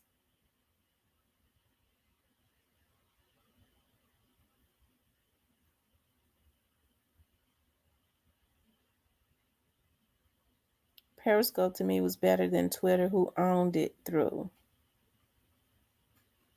Oh, okay. So Twitter and Periscope were the same. Yeah, it was called MySpace. Camille, you're absolutely right. It was MySpace. Do they even still do they still have MySpace?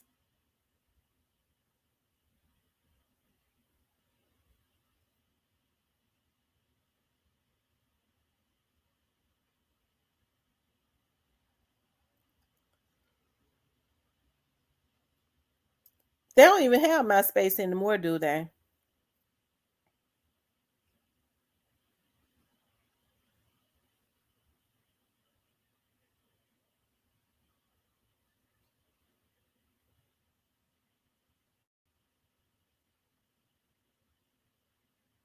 Hmm.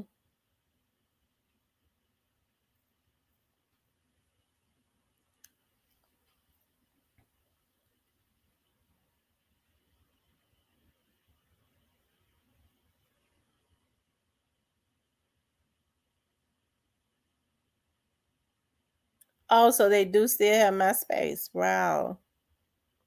Wow, I didn't know that. Hmm.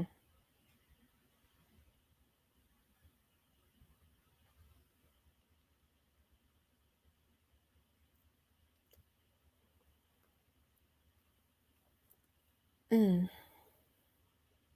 She said, I don't remember MySpace. That was the name of it, MySpace. Jay-Z starting to look like a lady. Shit.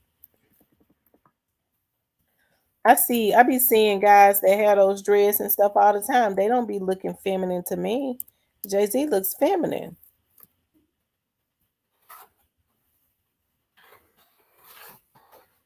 Yeah, they still got MySpace.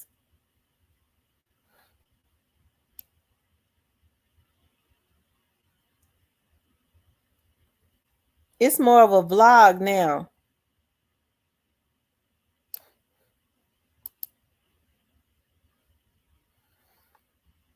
Okay, so you connect with people through Facebook.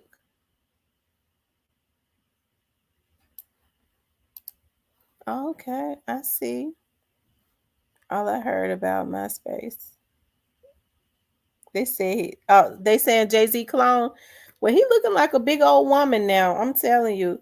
I normally, guys that have those dreads and stuff, they be kind of sexy. Jay-Z looks like a woman. They looks masculine and sexy, a lot of them. But for him, he ain't looking right. He looking like a big old woman. He looking like a mud deer.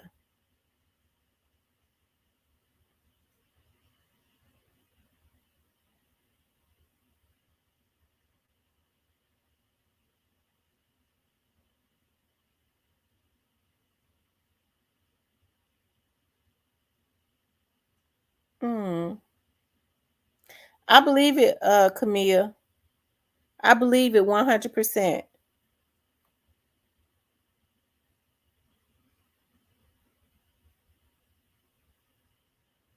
We never really know what these celebrities be doing. We already know a lot of them are twisted.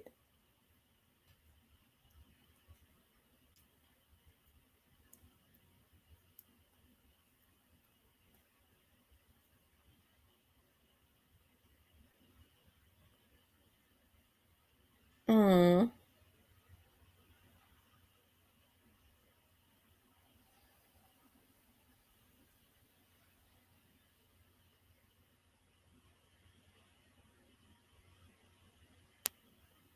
That's why they mad at Cat.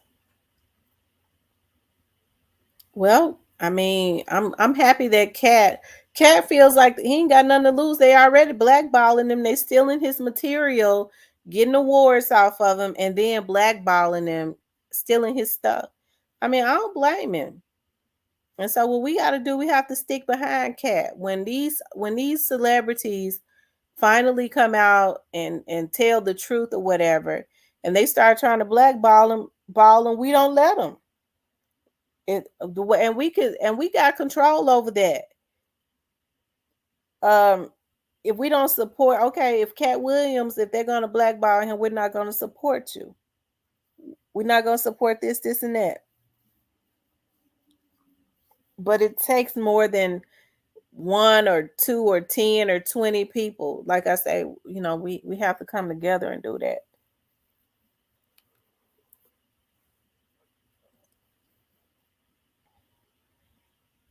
Mm.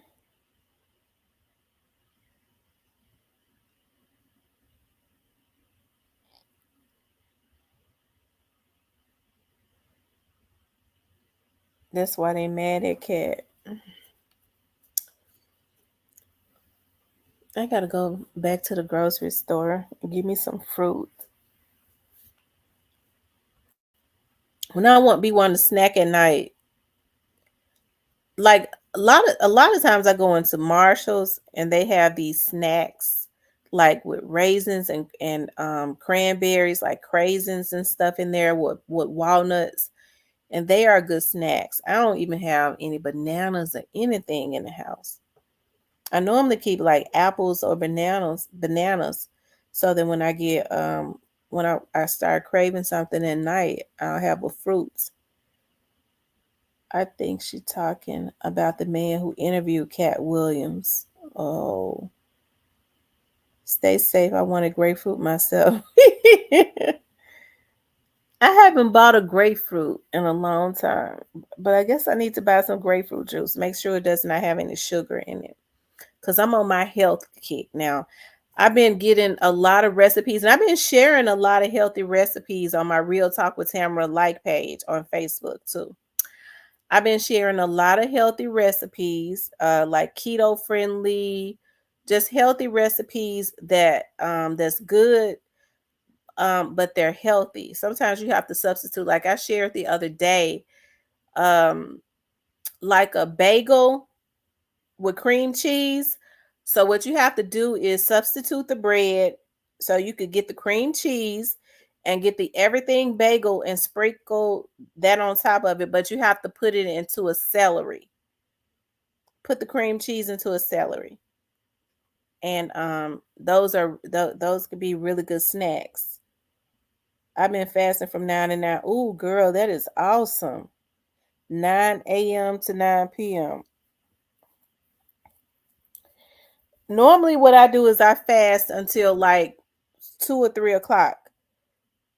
And the food has to already be out and ready for me to cook so I can go on and cook it. Like today, I made a southern fried cabbage and it was so good. I wanted to smoke it, but it started raining. I'm gonna tell you something. It'd be so good because I chop up turkey Kabbalah sausages, and I found some pepper because I love pepper. I found some peppered turkey bacon in Whole Foods, and I chopped that up and put that in there. Of course, I put my garlic, my onions, my bell peppers in there, and I didn't have any chicken broth, which is what I put in there and cook it with. But I did have chicken bouillon, so I put water in there and I sprinkled some of my chicken bouillon in there, and it was so freaking good. But I normally smoke my cabbage on the grill. It'd be so good, but it was raining and I couldn't do that, so I put it on the stove. It was just as good. And tomorrow, what I'm gonna do is, I said I was going to because for me, like I buy a lot of chicken. And so but for some reason when I have chicken wings, I feel like I cannot bake them. I feel like chicken wings are either supposed to be fried or grilled. I don't know if I'm gonna do chicken wings tomorrow or if I'm going to do stuffed bell peppers. And I found this recipe on stuffed bell peppers.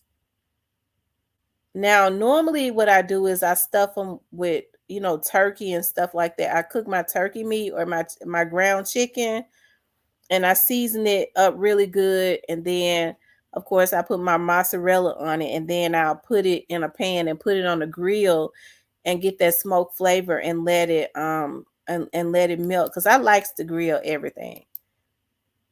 Okay, I just do. I like to grill everything, just about it. But I saw another recipe I'm gonna share with y'all.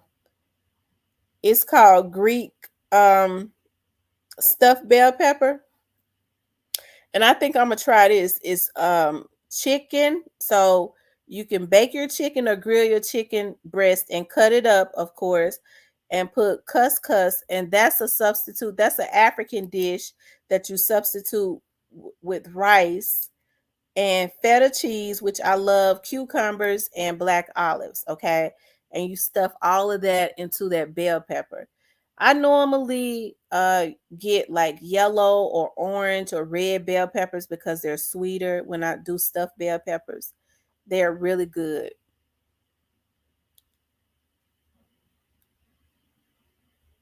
I've been using smart bread, only 30 calories per slice. Sometimes I'll buy keto bread. Like if I have a taste for, like, I be wanting some garlic bread sometimes. And so what I'll do is I'll buy keto bread and buy the garlic spread and use that.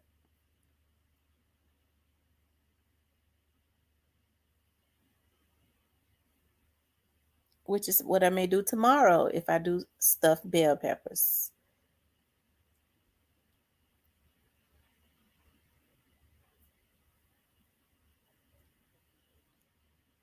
I cooked all my meals today. I feel good when I cook because I know my food tastes real good. Because I season it. I season it to my tasting. Right. I use a lot of I love to try different seasons. My cabinets are so full with seasonings, it don't make any sense. I just love to try different seasonings. But I mainly cook with garlic, onion powder. I'm gonna tell you what I found. I found some smoked salt and pepper seasoning, salt and pepper, and it's smoked though, and it's good. When I season my food with it, it's really good. I don't really like to cook with salt, but I do put a little bit of that in there. I don't like salt. If I could taste salt in food, I won't hardly eat it because that means it's too salty. But my mama used to always say, "You be messing that food and stuff up because you don't cook with salt." So I'll sprinkle a little bit of salt in my food now, just for taste, just a little. But I got so many other seasonings like sazon and all of that. Like my food be so freaking good. and it ain't gonna run your blood pressure up. I don't like salt either. I have a lot of herbs because a lot of times I like to bake like herb chicken, and I use rosemary seasoning, basil, garlic, stuff like that. It'd be really good.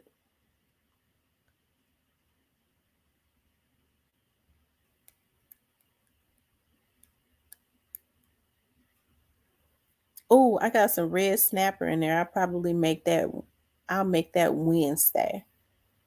I'm gonna definitely put that on the grill. Cause that red snapper be good on a bed of rice when you grill it.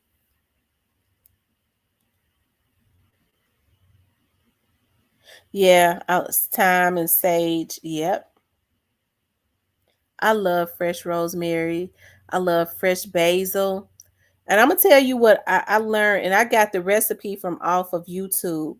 When I go in Whole Foods, I get a fresh batch of basil, and I make pesto. I love pesto. I love fresh pesto, and I learned how to make it.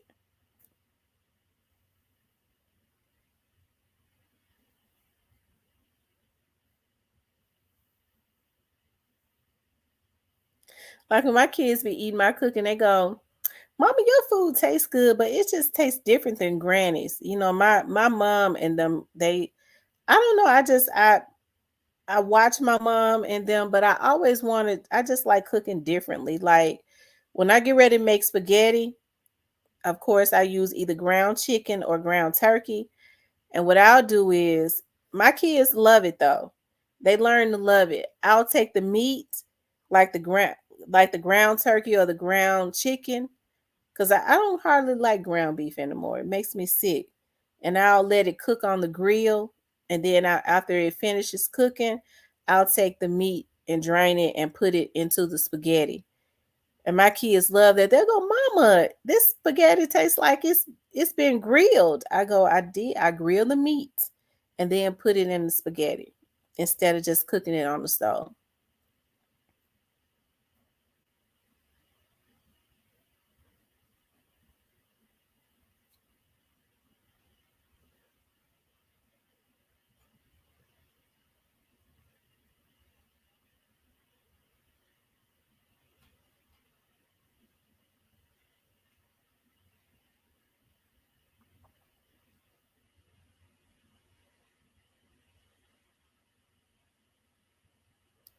She says salt makes me happy. I'm gonna tell y'all something. I have a fit when I don't have Sazon, and a lot of people started catching on to it. So I could not find any Sazon anywhere. So I was on a case, and I stopped at this Walmart like down in the deep parts of Mississippi, like down past Hernando. And I stopped in there, and they had that Sazon in there, and I bought all of them. I made sure I stocked up because I was like, I don't see them in the stores like that anymore. I stocked up on them.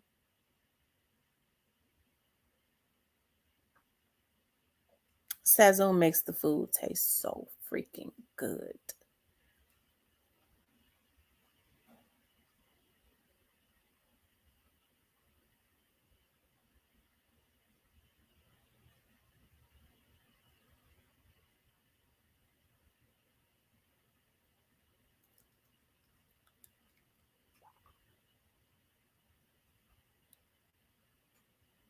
TT Baby says she don't use salt. I don't like salt, but I have been using it lately because I found smoked salt and pepper mixed together. They smoked it and put it in a container, and it tastes good. At the little Italian little store that's in my neighborhood, I like to go in there sometimes because they have seasonings that I never seen. They just real expensive. I'll go in there if I want to get something fresh from the deli. And then a lot of times they have stuff in there that I don't see, and I it's just really expensive up in there. So I don't like to go up in there often.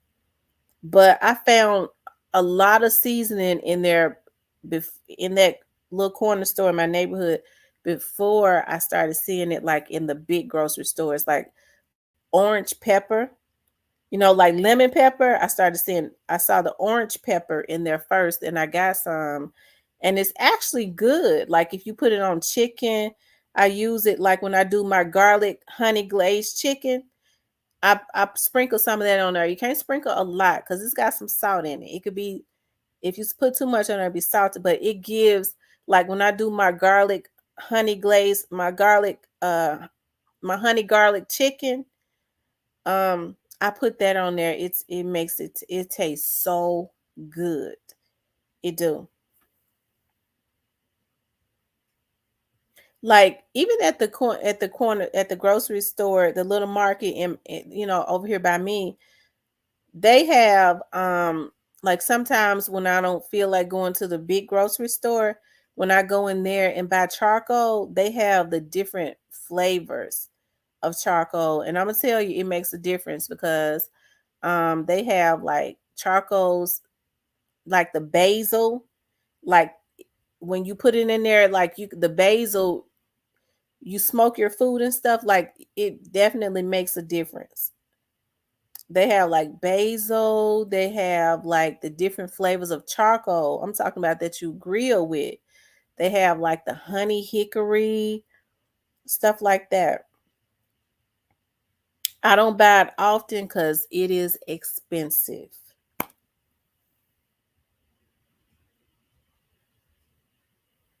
Yeah, everybody cook different. My mom's food be so good though.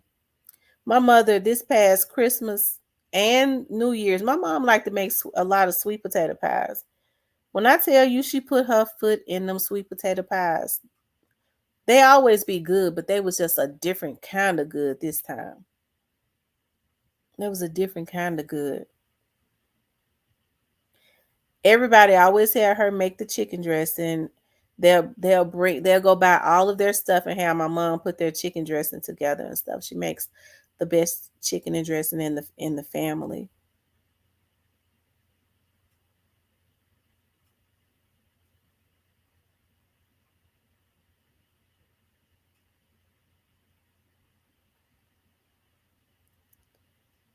Thank you, Irvin. Tams, try making honey garlic fresh green beans. Ooh, I never heard of that. Honey garlic fresh green beans. Ooh, that sounds good.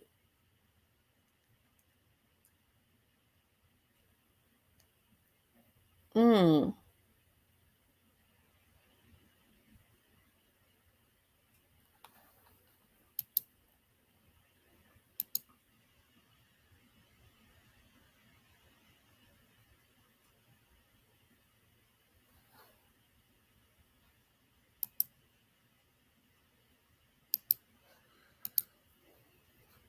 That sounds good. I am going to definitely try it.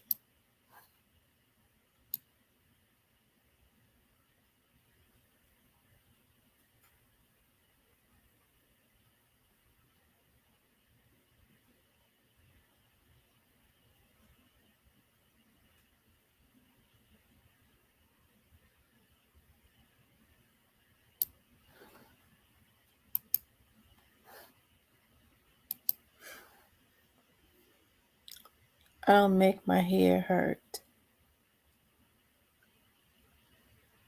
I don't use garlic.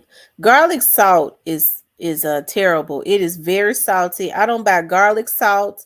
I don't buy onion salt. I buy onion powder. I buy chopped onions, dried chopped onions, and I buy garlic powder. I don't buy the garlic salt or nothing salt because it be too salty. I got some of that Himalayan salt in there. It's a little salty. Like I take a little dab, put it on there, especially if I'm doing fish. Just a little bit. I don't like salt though.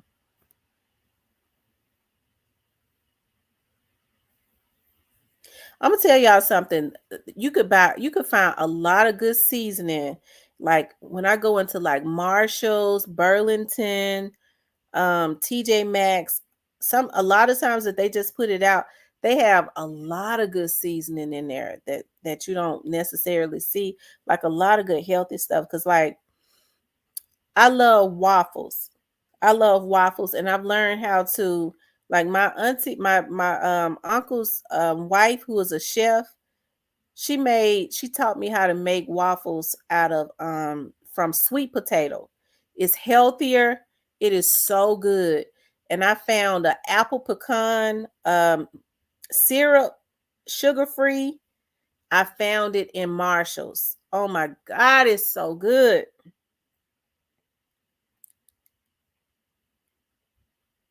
Yeah, Dollar Tree has good seasoning.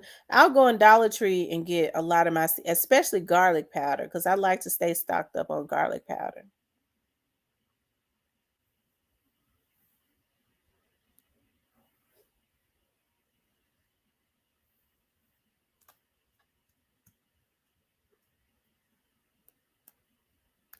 I mix my garlic and onion powder, then add my salt to taste. I never thought of that, mixing the onion and garlic powder. I bet that is good.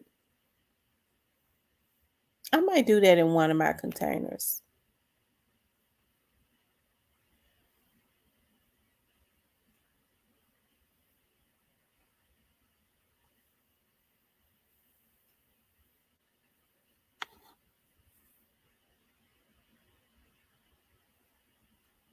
Mm-hmm.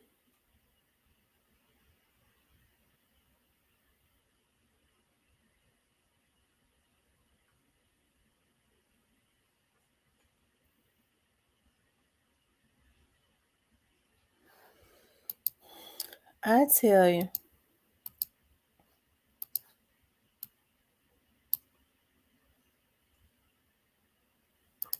Y'all make sure y'all hit the like button for me.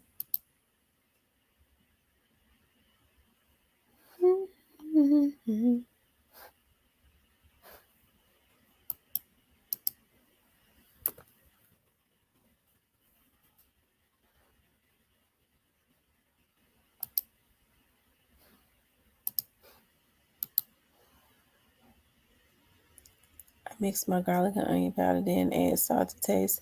It also makes a sort of sauce in the bottom of the pan. I know. I'm gonna tell you something. I love like when I have like if I have company over, like my cousins or my friends to come over, I love to entertain my company. That's why I buy a lot of liquor and stuff. The only like I be constantly cooking food. I be wanting for them to have a real good experience. The only downside to that is people don't like to go home. You know, when you make the experience real good for them, they don't know how to say, well, you know what, the food was good, the liquor and stuff was good. We're gonna go home. They don't know how to do that. So I used to do that. I used to always grill at my house and stuff and have people over. And then I got real tired of that. Cause I used to like it. I'm talking about like my close friends and my family and stuff. And then I started getting tired. I was like, damn, they won't leave. Cause I would have my bar. I would take all my liquor. I have all of my bar filled up with all different types of liquor.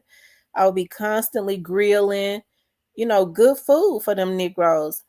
Uh, I mean, they weren't bringing nothing. But then they didn't want to leave until not necessarily all the food was gone. They didn't want to leave until every drop of that liquor was gone. Every drop of it.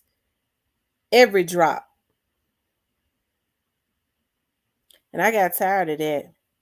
Cause I'm gonna have to spend the night over here. And see, that kind of scared me because see, I know I know some family members that be trying to slick move in. And I know I don't want that. Because I get to hollering about, okay, when you going home? It's been 2 days. When you gonna leave? Then they'll be going back telling the whole family that I'm low down. I'm telling you, you got to get away from here.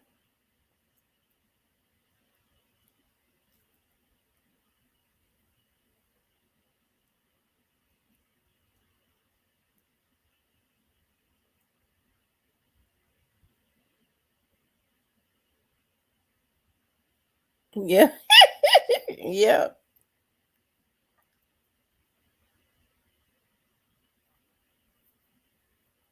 It is. It's very quiet in the YouTube streets. Maybe because it's cold, you know. People are just lifing. People lifing. I was just thinking, I was like, dog, last year went by so fast, and it's coming up March again. Like, I can't believe that my dad has actually been gone for 10 months.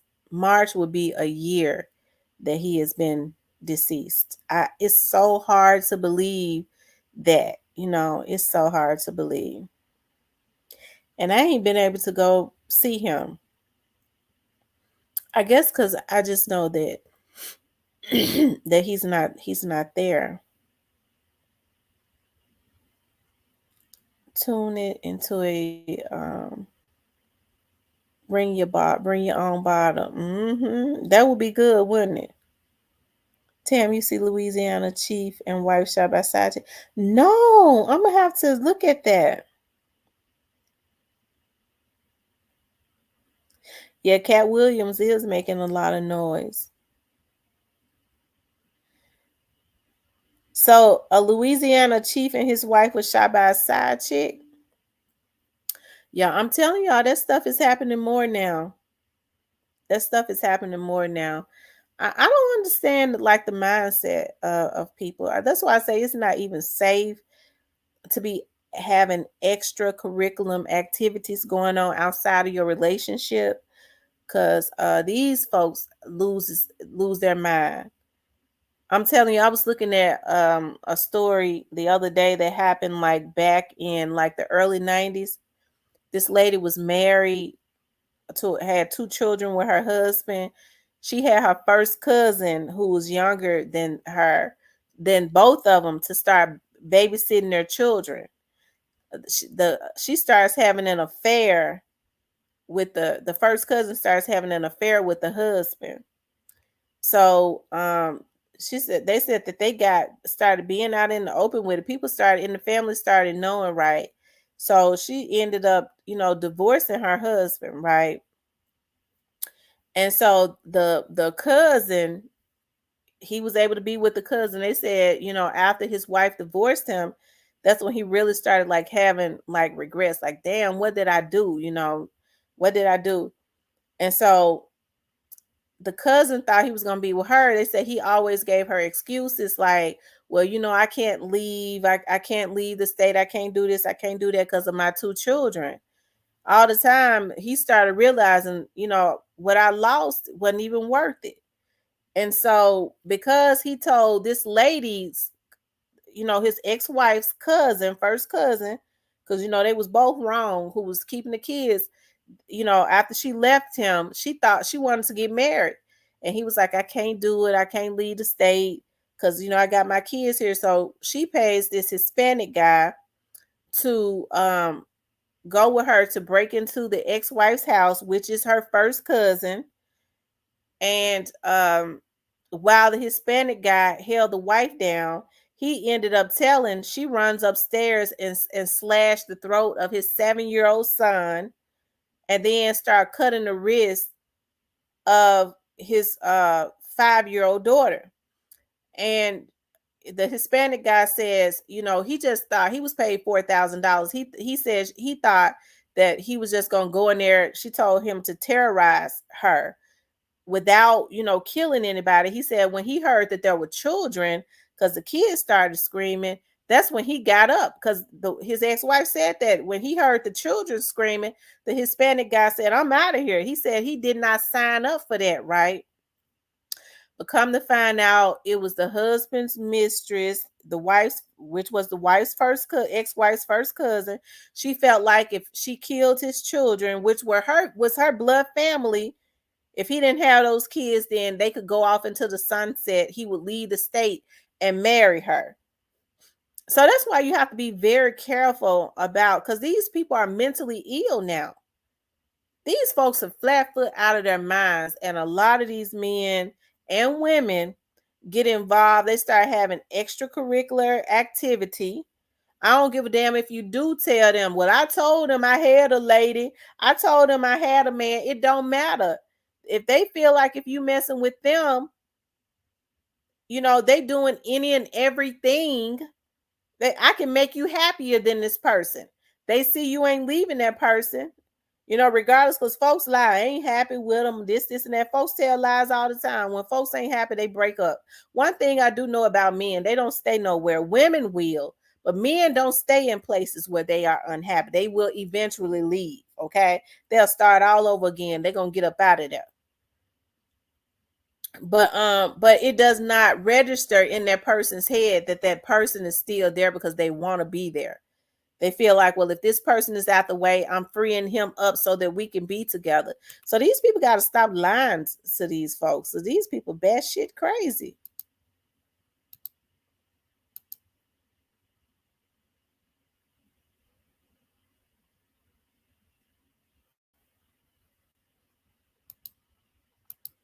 Mm-hmm.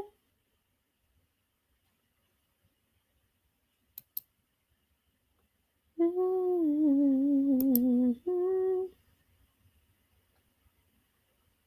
Mm-hmm. It ain't worth it anyways. I would never in my life.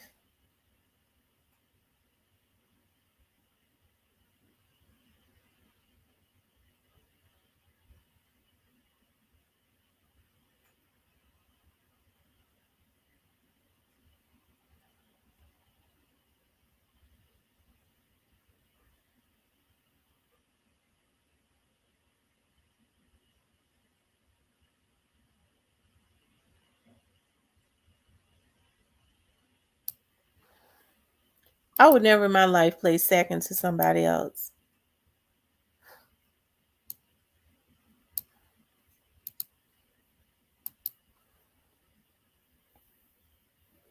I don't know how people do it. You know, you messing with a man that's got somebody. He got somebody, but he married or he living with somebody, but you talk about that's your boyfriend. What kind of I don't want that's I don't know, that's kind of sick. How a married man gonna be your boyfriend? I can't understand that. Like how a man that's in a relationship that's living with a woman. Whether you know they don't sleep together, ain't no man gonna be in the house with a woman and they ain't hitting it sometimes, even if they on bad terms. What happened if he decide, you know, if he wouldn't be there? Yeah, they're gonna pay for that. I just I just don't I just would think that women would feel like they are more than or should, even men. I don't play second to no woman. That's the reason why, you know, I guess, you know, some men are more open now. I guess they think all women are desperate. First thing they'll say is, well, you know, I got somebody, but it could be whatever you want it to be. It can't be nothing. What you talk about? I mean, we cool. We talk on the phone. You think I'm getting ready to lay with you when you free? Mm-mm. I don't want you.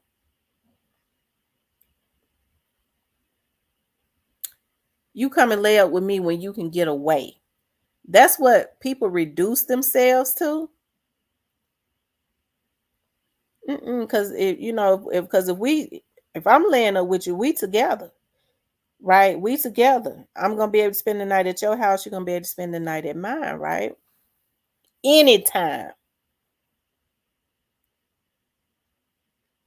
Yeah, she was sick. She was mentally sick. She had to be mentally sick to be screwing up first cousin's husband, anyways.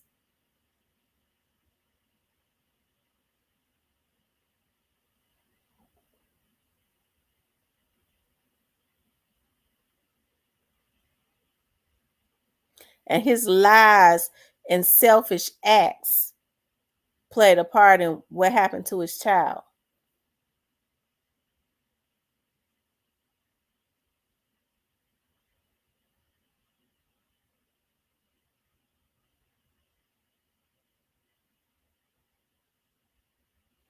No, we don't play that.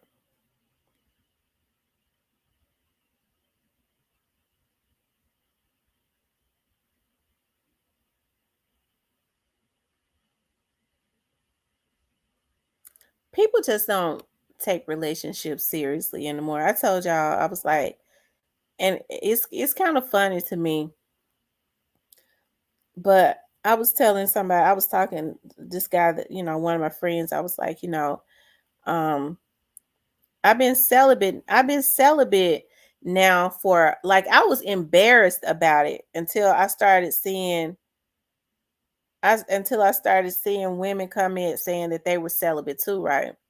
Because I was embarrassed. I was like, dog, I'm ashamed to let people know that I ain't getting none. And so a lot of women, I put up a post and a lot of women started commenting on it. And it was like they've been celibate for like 7 years and like 10 years. I said, Lord, you know, hey, I think that's great that they can hope that, that they have been strong for 7 years and 10 years. But I said, I just don't, I don't want to be, I, I can't, mm, Lord have mercy. Mm. Hey, Diane.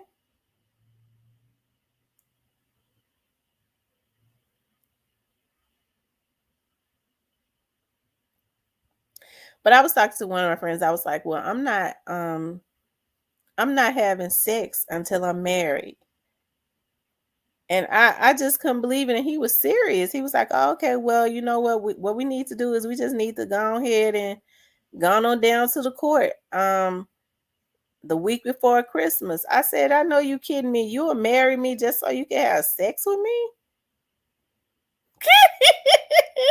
Diane says celibate, not me, child. But Diane, you married though.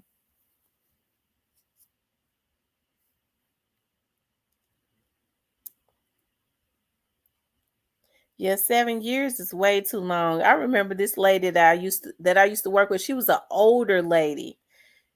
That lady said she had not had sex in 22 years. I said, Lord Jesus, and she was saved and stuff. She was like, I ain't had nothing. I ain't had nobody. The law they sent me no husband. I ain't had no sex in 22 years. I was saying to myself, the devil is a lie. Oh Lord, no, absolutely not. 22 years? Shit. She probably wouldn't even know what to do. Sex is foreign to her. Was it that you weren't getting none or you just choose to? He said was Brian, I don't know if you're trying to shade me, but I could get me some if I wanted to. I can get me some right now if I wanted to. I choose to be celibate. I'm not giving it up anymore until I get married. I know what people say, ain't nobody gonna marry you and he don't know if if you a man or a woman. I've had babies. He know damn well I'm a woman.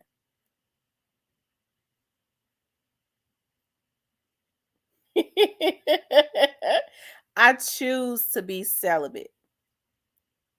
Like I said, I can't see myself. I had always said, because this is, my mama and them tried to tell me to wait until I was married to have sex.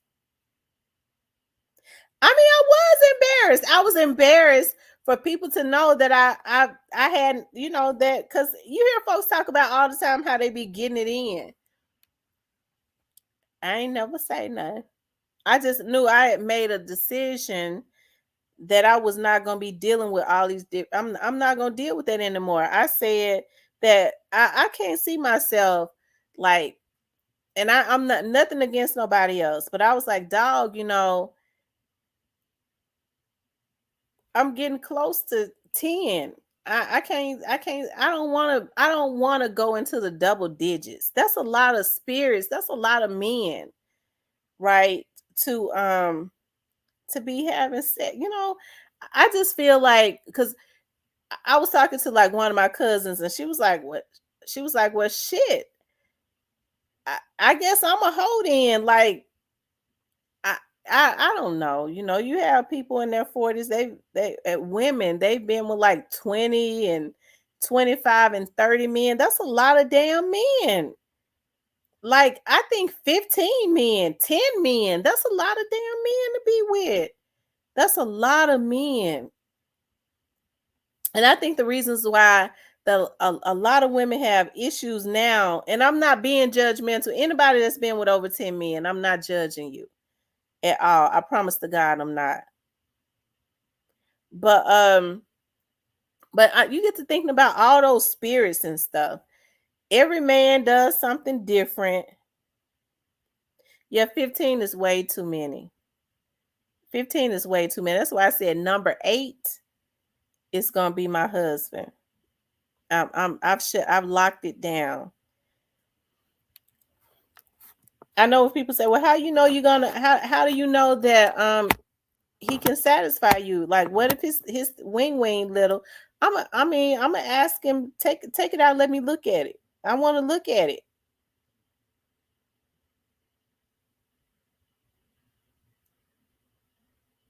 Yeah, all of those different spirits. Well, if you choose to be celibate, nothing to be embarrassed about. Well, I choose to be celibate. I put a lock on it. And can't nobody unlock it unless they put a ring on it. I have. That's what I've been doing. I've been manifesting that. It's a lot of things about I used to ask my dad, why is it that all of your daughters are married and I'm not married? And he used to just giggle. He used to always, he used to always say that. He used to always laugh.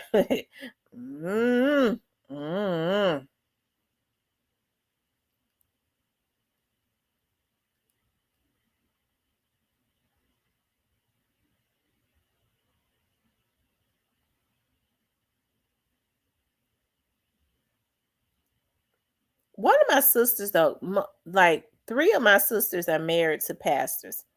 One of my sisters, the one that's right up under me, said that, I probably was not going to get married until I had more of a forgiving spirit. Because she was like, when you get married, you have to forgive quickly. That's what marriage is about. You can't hold offenses. You have to forgive quickly. Her and her husband got to church. She said that you got to forgive quickly when you marry. That's what you have to do. You can't hold offenses. I said, girl, I ain't studying about what you're talking about. Well, I'm sorry to tell you, sister, God is not going to let you get married until you choose to have a forgiving heart. You can't divorce your husband when you get mad.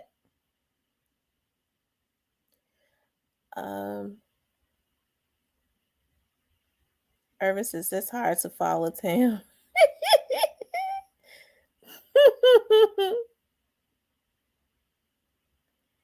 Just you says, no, dang, he's got to have that steel on him.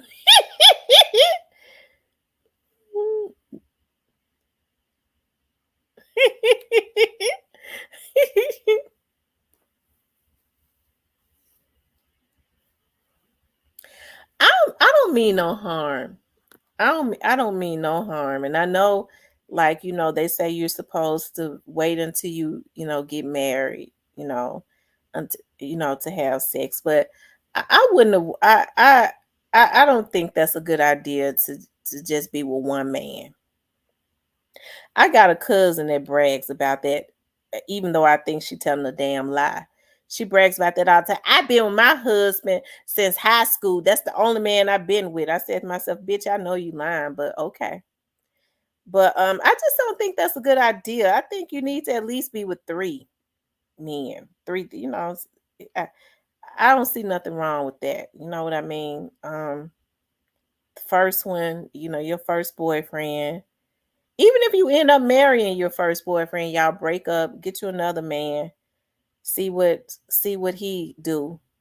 And then if y'all break up, get you another one, see what he do. That's how you know what you like.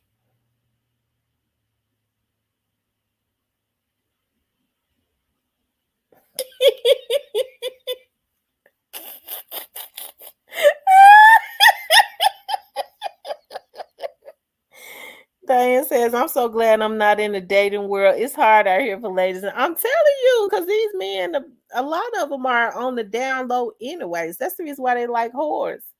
Because they want somebody blowing their booty. And they know if they ask me to do it, I'm going to go ahead and get that shotgun. Because I'm going to say, nigga, you tricked me. You on the down low. And I don't date that. I don't mess around with down low men.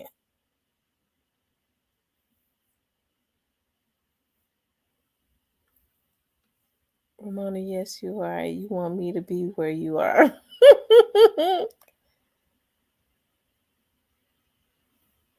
We could learn a lot from Diane. Diane needs to give some classes because she be talking about all the different stuff. Her and her husband be doing the role playing and stuff. I see, now that's cool. My cousin only been sexually with one man since 7th grade, married 35 years. I said, girl, one man. I know. I even though I haven't been with that many men, I can't see I wouldn't have ever wanted to go back and just be with one man. Like the first guy that I was ever with, I didn't even know nothing about no sex here. But because I was a teenager, I always had older boyfriends. So especially when I was a teenager, I didn't know nothing about it. Really. I didn't really like it. But being with one man and not not even for me, I wouldn't have wanted that. I mean, having 3 different boyfriends that I've had more than 3. But just being with one person, you don't ever know, because everybody's energy is different. Every man does something different, right? And it's fun seeing what they do.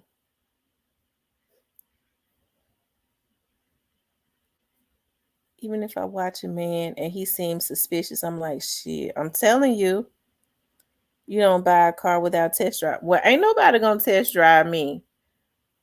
That's over with. But when we get married, he could ride all night, and I'm gonna ride all night. Diane Bowen says, getting into it is fun. We mad at each other at the moment. No worries. Give it a few days. We'll be back. Oh, Diane, it ain't nothing like that makeup sex. I promise you. One of my last boyfriends, he had this, I'm telling you, and this is the guy's truth. I started to get addicted to him. He had like the tone in his voice. When I would be talking to him on the phone, it just did something to me. Like, he had this tone in his voice. It kind of reminded me of, like, I love listening to like the different tribes and stuff. I don't know if I always talk about the Zulu tribes. Like, I like looking at Shaka Zulu. I'm talking about the man that plays Shaka Zulu. His voice was so sexy. He had this roaring baritone in his voice. When he used to come over, we would be looking at movies and stuff. I would say, baby, don't talk. Don't talk, because I want to look at the movie. Because if you talk, we're going to have to go to bed. His voice turned me on. But he was a whore, so he had to go on, because he was going to make me do something bad to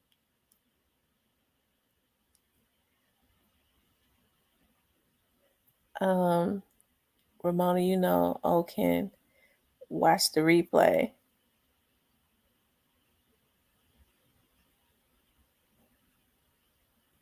I would go cheat just to say I've been with 2 men. I thought by now, like, cheating, I thought cheating would be played out by now. Like, people know what cheating does. What cheating does, like how it tears up your relationship. Like, you end up losing people that are solid. It really it tears up a lot. I just thought that it would be played out by now. I don't know why people still cheat. It's not worth it.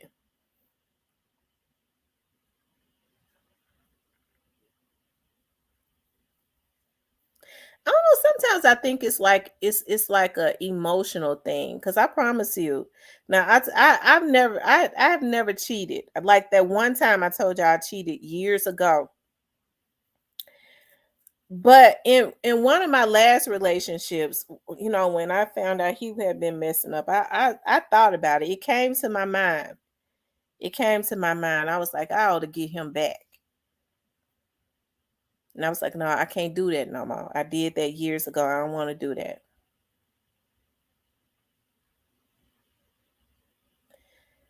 Cheating ain't worth a damn. I've experienced that too, and it almost destroyed everything I had.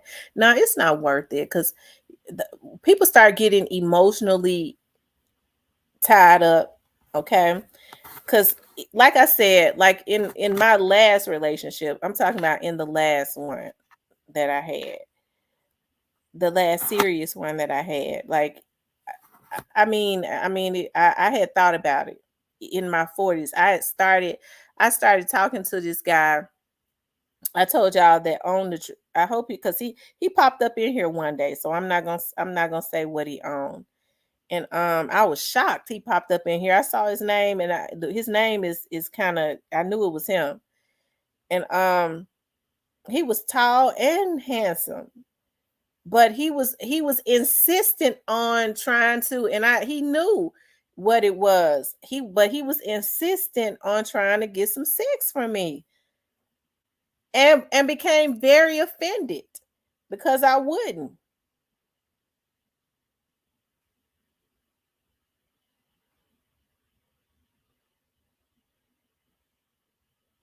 I told him, you can't come over to my house no more and look at movies.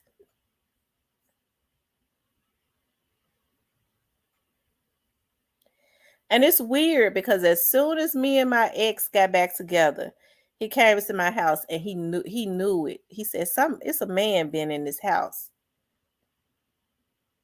Right. No means no. I liked him. I mean, he started out like the first time he came over to my house, he thought that he was just too aggressive. He had me so fucked up.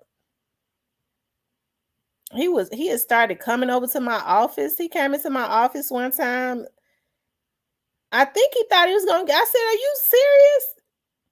I mean, he started coming around me a lot because me and my boyfriend had broken up, and he was coming around me a lot because I think he was trying to get some, and he became offended. He was like, "You ain't that interested in me." I said, You got me fucked up. I don't know what you used to, because he had money and stuff. I said, I don't know what you used to, but I ain't that. Don't you see I make my own money?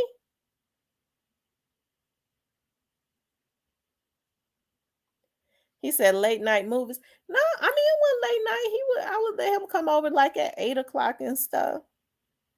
That was a mistake though. I probably should not have let him came to my house, but he was real attractive. As soon as I knew we would get back together because we always broke up and got back together. As soon as we got back together, he came to my house. He was looking at me all funny. He said, "It's a man been in this house. I know it's a man been here." I said, "I don't know what you're talking about, but you done flipped." In the back of my head, I was looking around. I was like, how this motherfucker know a man done been in this house? That's what I was saying in the back of my head. I got paranoid. I started looking around.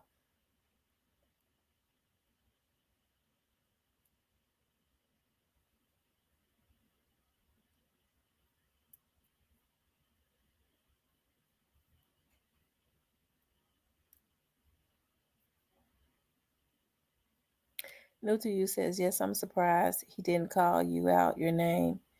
No, he didn't call me out my name. I just think that he thought that I don't know. I just kind of sense he was used to messing with women that was intrigued by what he could do for them. I think that's what it was, because he would throw, he had no issues. All he ever did, he came in talking about, well, I buy you this, I buy you that, I'll buy you that. Well, he came in doing that, throwing money around or trying to, anyways. But I think that's probably how he be getting in their pants. I couldn't believe he got offended, and I remember like one of the last conversations we had. He was like, you missed out on a good man. I said, you didn't give me the opportunity really to get to know you anyways. You missed out on a good man. All you had to do was one thing. He had me fucked up. And he was older than me. And he thought, I couldn't believe that he thought that he could play me like that.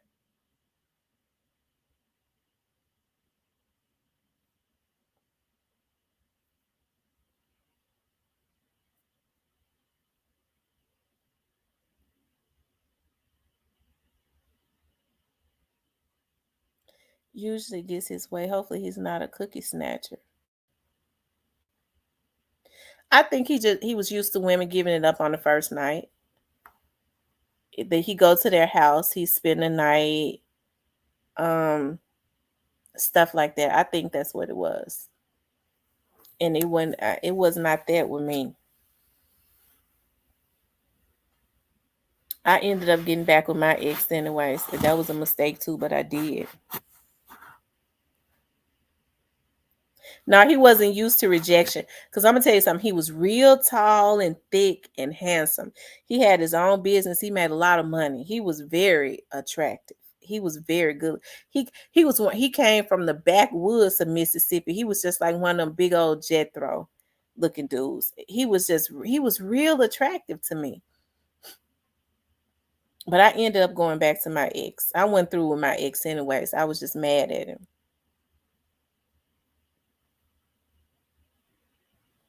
Irvin says money can change the game most of the time. It didn't change the game for me. He would have been issues because he was saying, I was looking for me a wife. I said, no, you weren't looking for wife in me because you came in trying to get in my panties. You weren't really trying to get to know me. So that's how we get to know each other. I said, no, that's not how we get to know each other. Don't try to play me like that.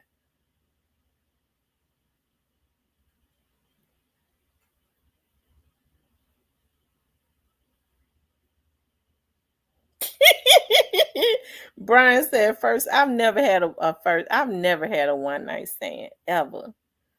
I never had a one night stand. I never gave it up on the first night. Ever.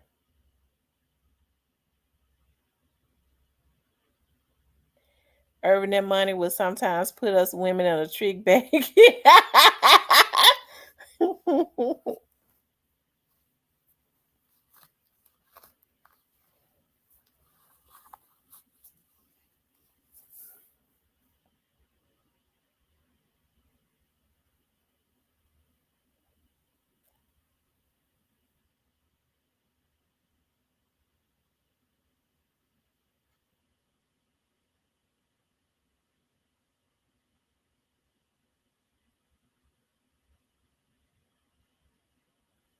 You ought to try it. It's cool. Look, I'm not interested in having no one night stands. I'm not interested.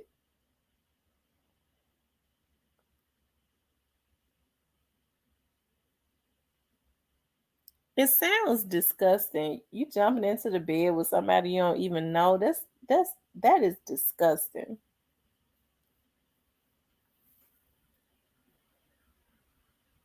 No, it don't work for me. That's why I grind until I get tired. Husband or not, I'm gonna have my own bread. I'm telling you, that's the reason why I be working hard too. Because I don't want to have to do nothing strange for no change. Ever. Ever. I thank God I didn't have to when my girls were growing up. And I don't have to now. I do exactly what I want to do and how I want to do it. I be tired as hell sometimes. My tongue be hanging out my mouth. I be so tired, eyes and stuff crossed. But I do exactly, I get what I want and I do it how I want to do it.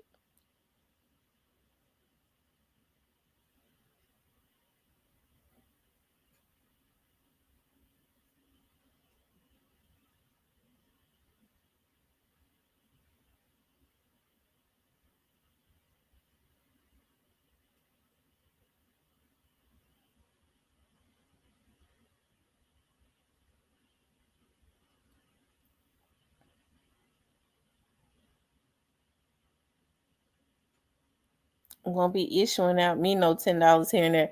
That's what happened with a lot of women. I know that's got to be sad. You know, you have to wait for a man to give you some money.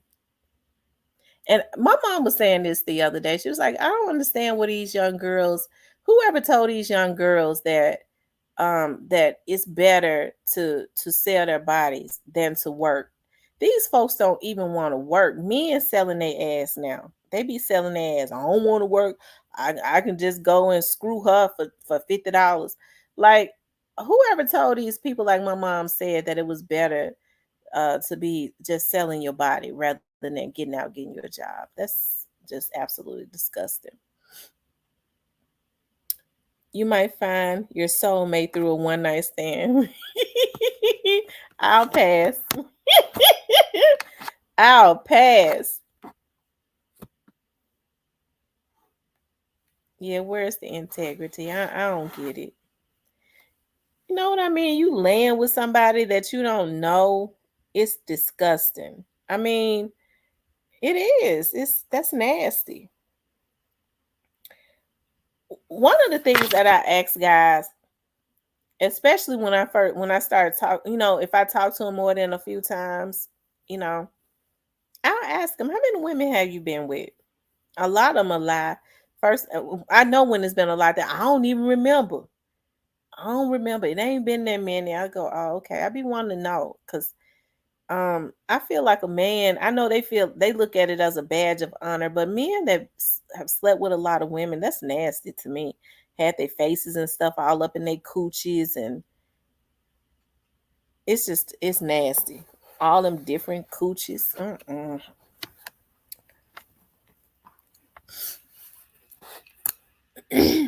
15 minutes of pleasure can be a lifetime of pain.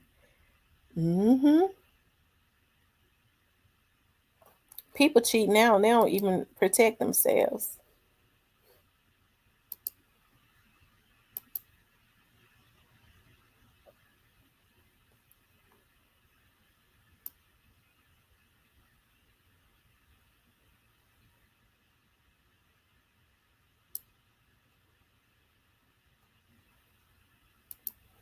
Yep, they cheat and don't even protect themselves.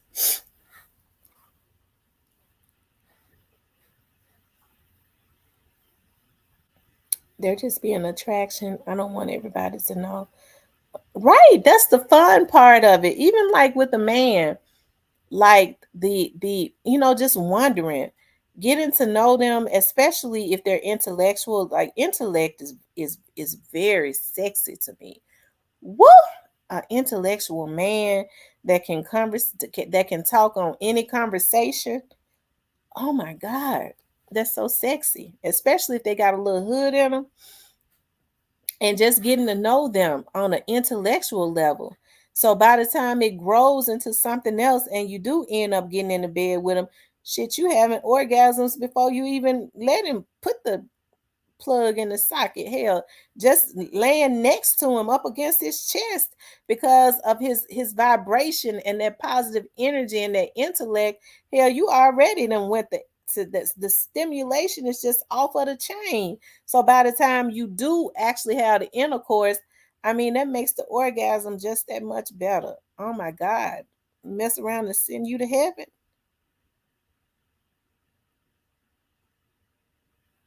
That's why I don't see how women can have sex with men that belittle them, that's arrogant, that's just evil, low down. I don't know how they do it.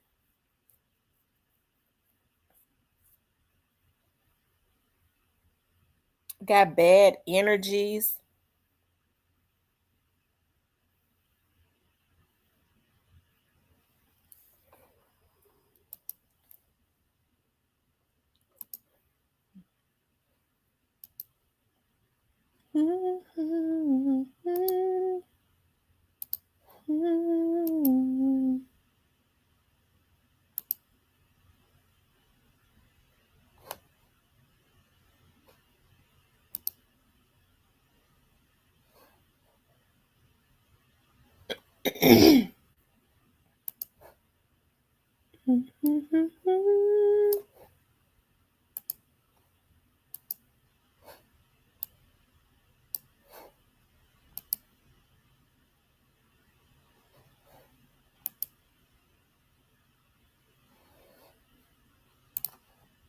Hold on, y'all.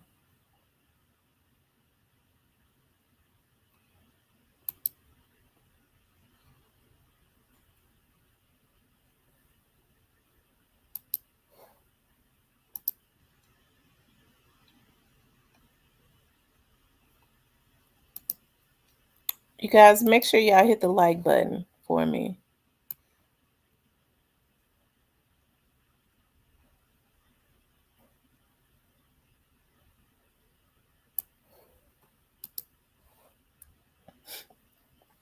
Lowered vibrations. I can't deal with no low vibrations at all. It starts to drain you. I like men that are very creative and stuff. When they know how to get their creative juices to flowing. I like that.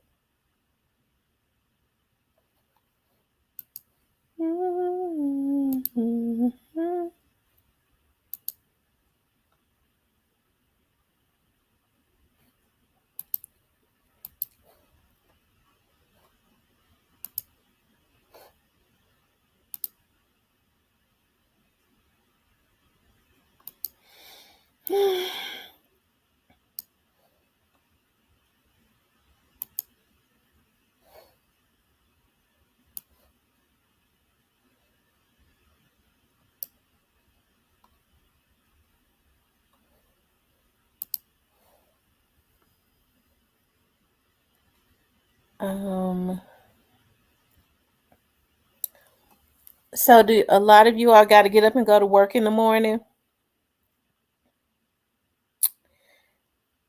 I got to go to I got to go out on a case tomorrow. I think after this case right here, if it's not office work, I'm not going to take it. I don't want to take no more cases.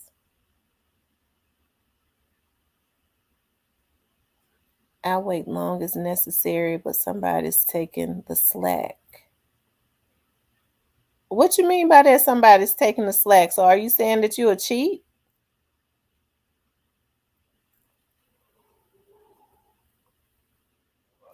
Cheating is a deal breaker to me. I never look at guys the same. That I was, because I was always loyal to my boyfriends. Now on one of my exes, I did get my lick back, but I had intentions on leaving his ass for the other guy because I like the other guy. But like cheating to me is a deal breaker. I never look at them the same. It's just never the same. So I don't want to be with somebody that I can't give my all to.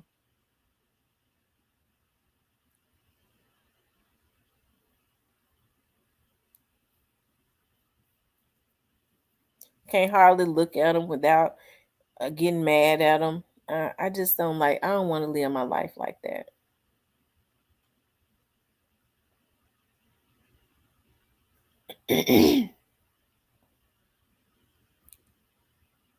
It's only cheating if you care for the other person.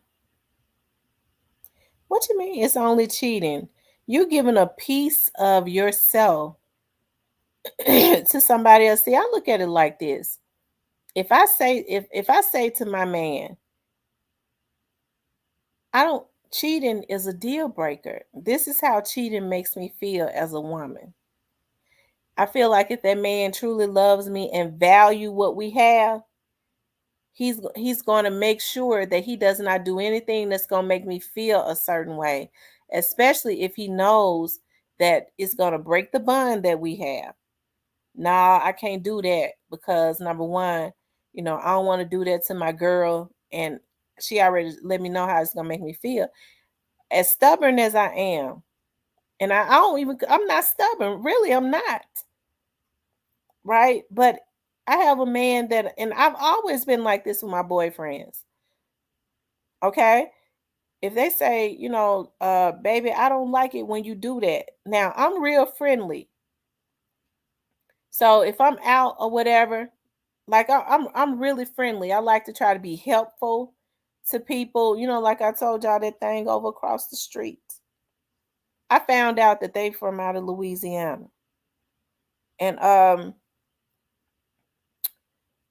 so if I try to be really friendly with people. So in the past, I've had boyfriends that if we were out, they had issues with that. If I saw somebody and I said, "Hey," because one day I was out eating at a restaurant with one of my exes, and some police officers walked in that I had worked with, and when I looked up at them, I said, "I know them." I said, "Hey," and they spoke to me, and he had a damn fit. And so he was like, I'm playing, but he mentioned it for like 3-4 days. And finally he exploded. Just like you disrespected me when the police officers walked in, you act like I wasn't sitting there. I said, how the fuck I'm gonna act like you wasn't sitting there when I was sitting there eating with you? I worked with those guys, right? But I understand I didn't know everything. That was my man. He told me it made him feel uncomfortable when he considered it me being friendly with people by speaking to him, acknowledging that I knew him. So guess what I did? I thought about that. I said I don't want to make him feel that way. So I'm gonna change that. Him on the other hand, every chance that bitch got, he was going behind my back cheating, and that's the reason why I ain't with him. So I cared enough about him to fix what he needed for me to fix, whatever it was that bothered him, but he didn't care enough about me not to cheat.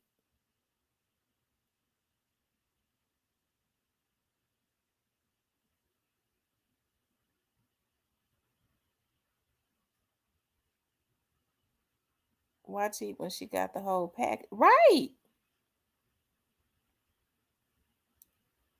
Cause when we left that fish house that night, when we got home, we really tore the bedroom up.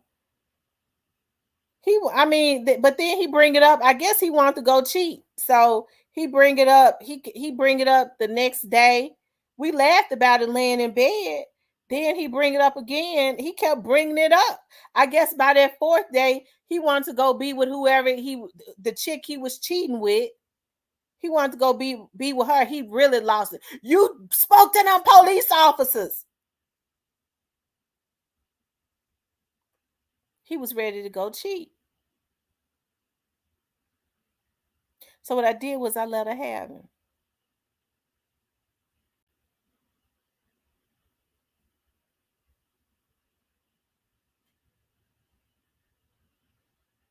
Oh, and so no, and here's another example too. I won't say what he did, but he was known too, right? So when people would see him out, they would know him. They knew him, right? So one day we was out together. We was out having dinner, and this guy, some guys walked in that he knew, right? They asked me, I forget what it was, to pass them something. He had a fit about that. You know what I mean? But I mean, he was like, well, when he wasn't supposed to address you, well, how come he didn't tell him that? Don't address her. He said, but without thinking, you gave it to him. He was trying you. I said, how the hell was he trying me? You were supposed to give it to me and I give it to him, but he didn't say nothing to them. It was just getting too weird.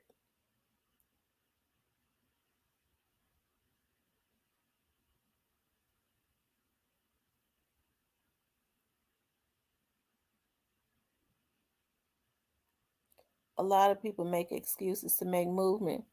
He started making movement. That's the reason why I started talking to dude, and I was about to make a move on him, but I don't get down like that. I don't believe in cheating, but I was about to make a move on his ass.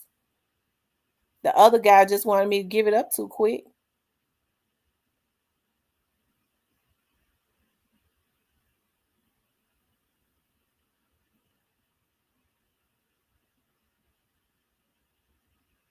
And I don't want to have to live my life like that where I feel like I got to be vindictive. Like, I mean, it ain't worth it.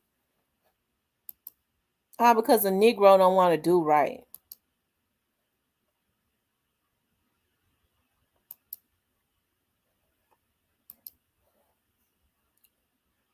I had a guy who started shit to go cheat when I was a teenager. Ninja was sick and abusive. He wanted to go cheat. That's what it was. He wanted to go cheat.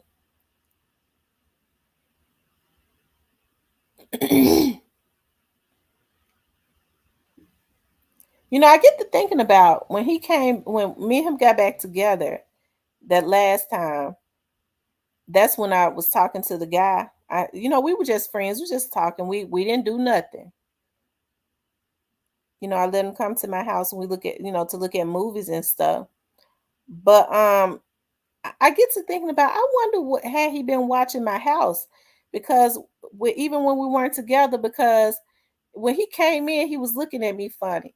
He said, "It's a man been in this house." He knew it. I used to wonder, but I was like, I wonder, I didn't run my cameras and stuff back. I was like, how you know a man been here? I said, I don't know what you're talking about. You was a damn fool. He said, it's a man been in this house. I had a guy who started shit to go cheat when I was a teenager. Ninja was sick and abusive.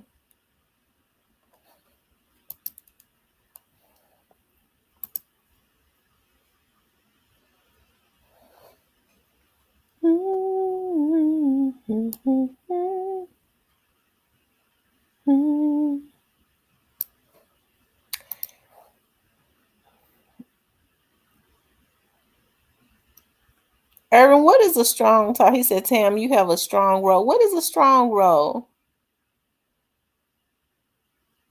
Looking at TT Naughty. I'm happy TT Naughty bounced back. I was looking at TT Naughty. And I used to go and look at TT Naughty sometimes because TT Naughty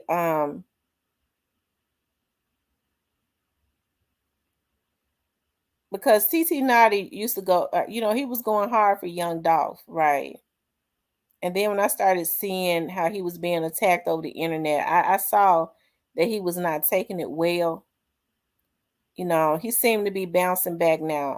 I don't like it when I feel like, people attack folks to the point where, and hey, I know everybody talks shit about everybody, right? But it seems like to me that people can be so evil.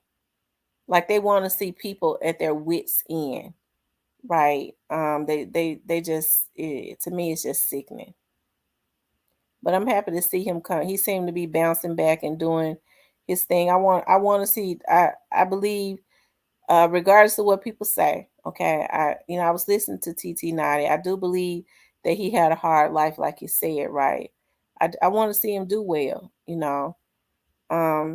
He was talking about how he used to always buy people's love. People always try to do him bad because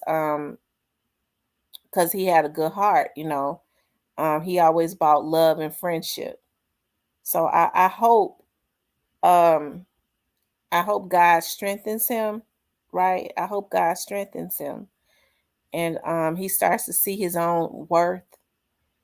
And he's got the personality to go far, he do. I would like to see him go far.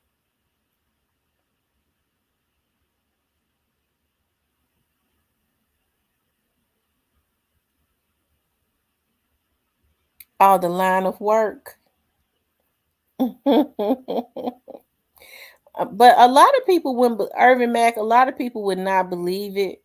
I'm very shy and reserved. if anybody ever got the opportunity to hang out with me, like even with my friend Vanessa that be on here, right? If you listen to her and she talk about her going out to the clubs, and I say, well, I would like to go. She'll laugh. She said to me one time, best friend, you can't go to no clubs with me because we be trying to have fun. We can't have nobody sitting in the corner all night with their nose turned up. I wouldn't have my nose turned up, but I don't go into clubs. I'm real out to myself and reserved. I don't even do a lot of talking outside of TV and on here. I spend a lot of time alone.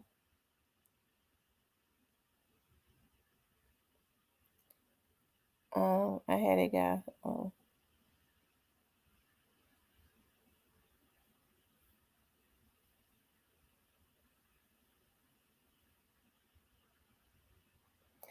I think people just feel a certain way about me because of the type of work I do. But the type of work that I do requires me to spend a lot of time alone. I do. I spend a lot of time alone.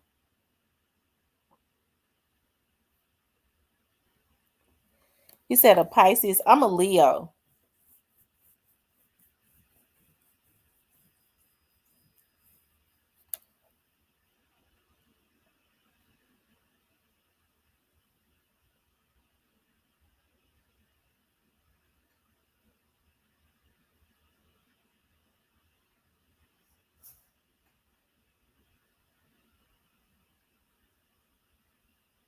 He says, yeah, my daughter, one of my daughters is a Pisces, and she is a loner.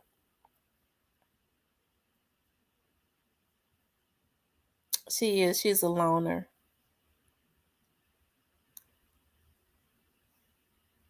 Do y'all believe in like psychics?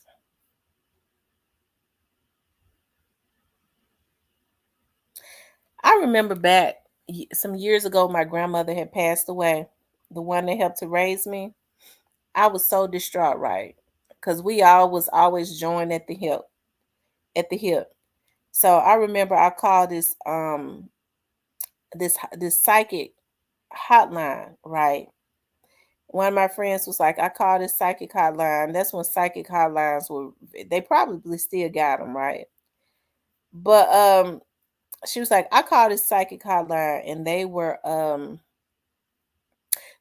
of accurate, right? She said, I'm scared of psychic. I'm gonna tell y'all two experiences that I had. And so I called a hotline because for some reason, like I was so, well, not for some reason, it was understandable. I was so distraught about my grandmother's passing. I just wanted to know if she was okay, right? I missed her, so I just wanted to know if she was okay. So somebody had told me where I call this hotline and they're really good about communicating supposedly with familiar spirits. And I don't know why I did, because I know you're not even supposed to even communicate with familiar spirits. And so I remember I called the lady. She had an accent. And this is before I got into TV. I kid, I promise on my dad's grave. It scared the hell out of me. She says that she asked me my birthday. I told her my birthday, right?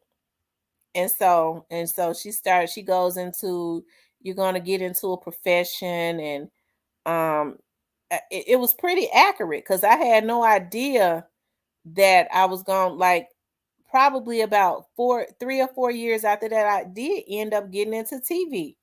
I had no idea that I would get into TV.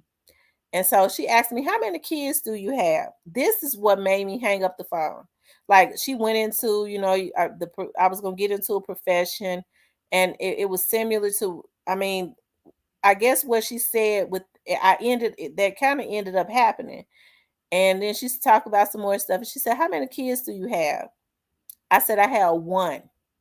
Y'all, this is what scared the hell out of me, for real. I said, I have one. She said, you have one? She said, no, you have two. You have two because your grandmother is with your youngest daughter right now. I hung the phone up. It scared the shit out of me. I was like, oh my God. And I told her I had one daughter on purpose. And she said, no, you have two daughters. Your grandmother is with the youngest one right now.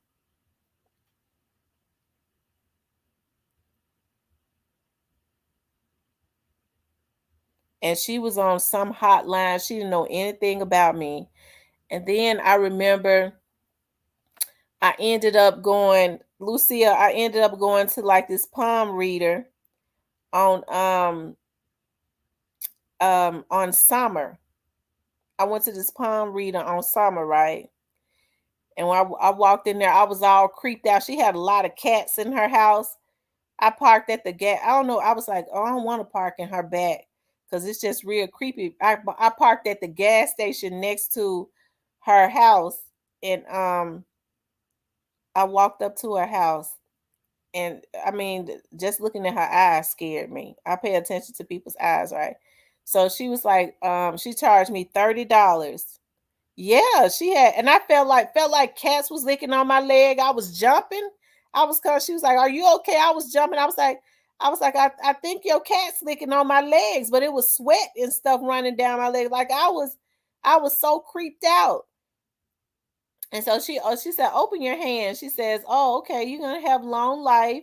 She was like, you're gonna have two children.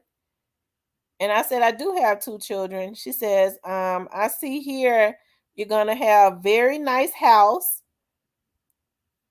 And she said some more stuff, but I was really creeped out. She said something, and at that time I didn't have a boyfriend at that time either. But she was like, "You're supposed to be having sex," but I guess it because I mean I did end up meeting somebody. We did have sex, so. This lady in the store asked me if I had a daughter, and I told her I have a niece that's like my daughter. And then she asked if something happened to her mom, and I told her that her mom is deceased. Oh, wow.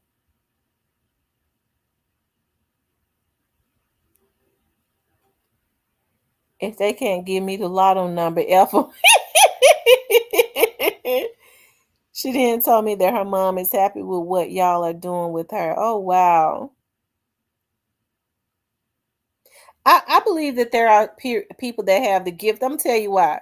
Because I can go to sleep and dream something, and then it'll happen. I think that we all, are in the image of the Creator. I do, of God. Some people are more in tune to it. I feel like even when they talk about your intuition, like your vibrations, your body, your intuition, which is like the spirit of God, will let you know when something is wrong. That's why people say, "Dog, my first mind told me that." No, that's your vibration being in tune with the universal God that tells you that. And people go against it. And that's how they end up getting messed over.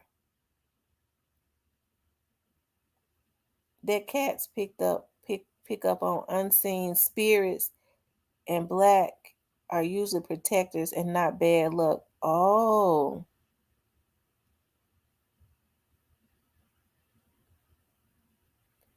Yes, I had a dream about someone I don't like last night, and it was bad. I give it 2 weeks to unfold. Mm.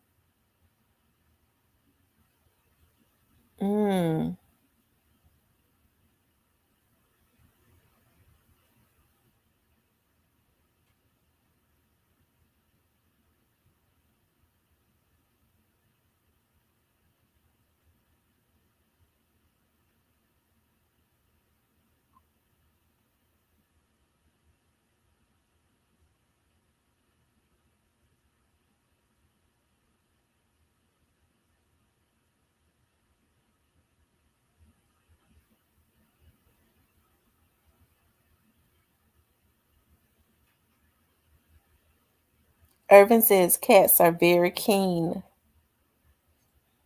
Well, I was spooked.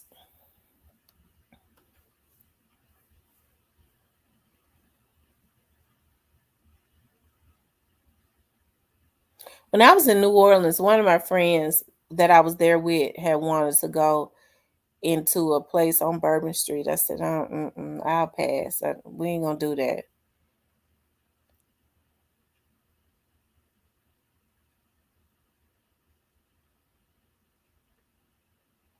Profits are a real thing, but watch for the scammers. Oh, for sure.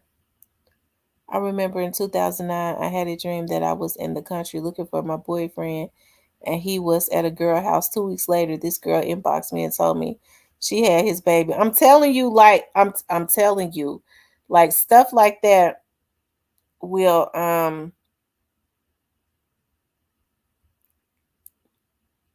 can happen. I used to always have dreams. I remember when I was working for the sheriff's office. Me and this lady named Miss Dorothy worked in the chief's office, right? And the chief had not told us about no promotions or nothing. Normally, we heard everything before it ever even got out, right? It would come across our desk and stuff. He would have, And so I went in one morning and I was like, Miss Dorothy, I said, I had a dream that the chief did some promotions, and I said that one of the ladies that worked down in processing, he made her an assistant chief. And she was like, I don't know, Miss Tamara. I ain't heard the chief say nothing like that. They ain't been talking about no promotions or nothing. I said, oh, okay. And I'll never forget, around 12 noon, she ran in the back door because our office our office was in the front, and we could go through the back door and go and be into the jail. And she ran through the back door and she said, Miss Tamara, I think that dream got some merit. The chief just said that he was getting ready to do some promotions and they gonna do them this afternoon. And he ended up, the very lady that I had told her I saw him promoting, he took her from a civilian all the way up to an assistant chief. She didn't believe it. When we looked on the list, he promoted her to assistant chief, and I'd had a dream about it the night before.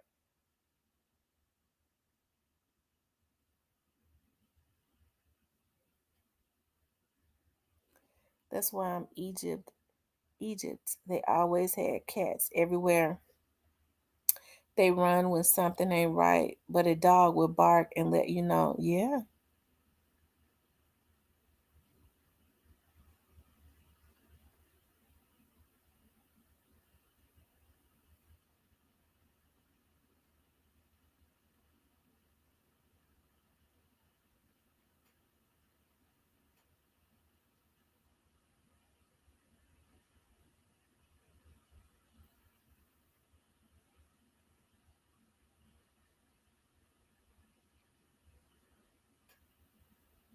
Yeah, I've never dealt with cats. I've always liked puppies. I've never been able to deal with cats.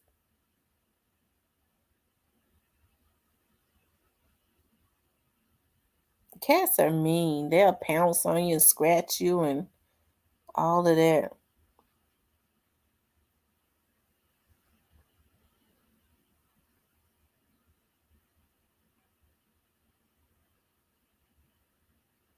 Hmm.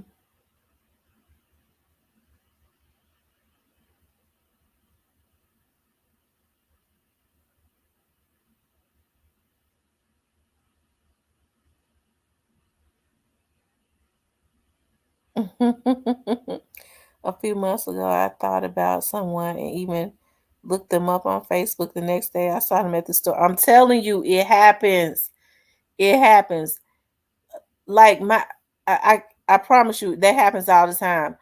One of my dad's younger sisters that was born in the same year that I was born, because my grandmama, my dad, mom and dad had her late. My dad had me when he was 18, but my grandmama them had her late. They was way over in their 40s, in their late 40s, as a matter of fact. And I had not heard from her. We grew up together because I was close to my aunties and stuff. I was close to them, my dad's sisters. And she and I grew up together because we were all the same age. I had not heard from her in months. And I was thinking about her probably like the day before or the day before that.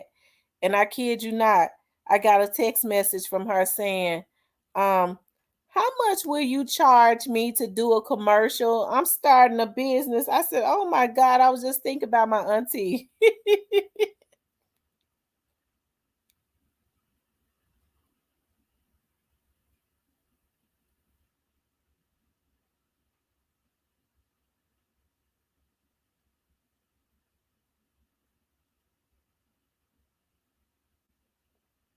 They were happy and doing well.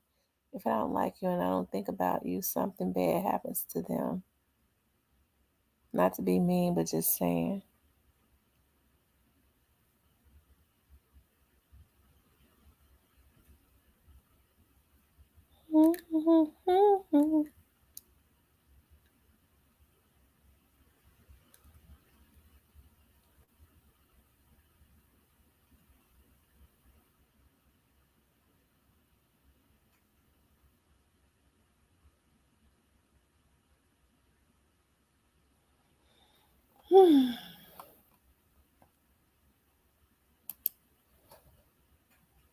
Yeah, I hit the like button.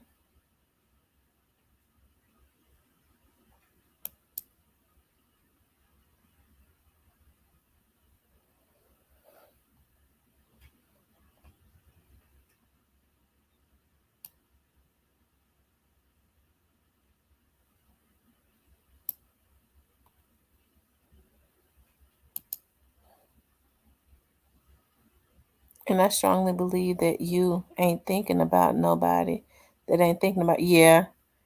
I think that's how that works in the universe. When you're thinking about somebody, it is because they're thinking about you too. I do. I believe in that.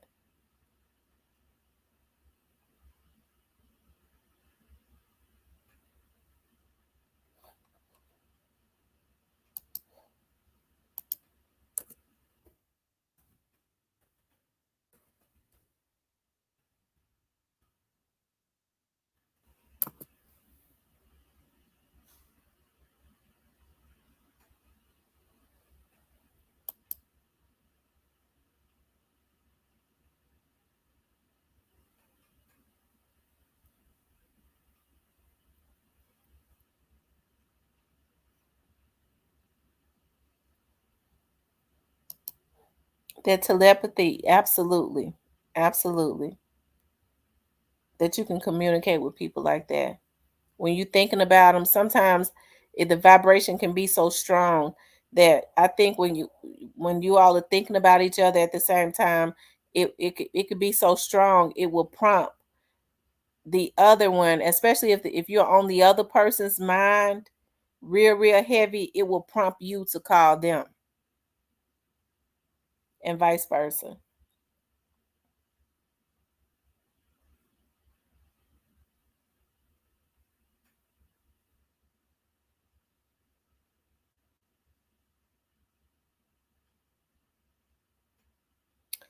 Yeah, but anyway, y'all, it's 1:30, and I'm gonna go ahead and get off of here. Cause you ever think of someone and get mad, they be in your energy then. Uh-huh. That's the reason why I try not to think about certain. When I don't like people, I try not to think about them. Cause when I don't, if I don't like somebody, it is absolutely because they have done something to me.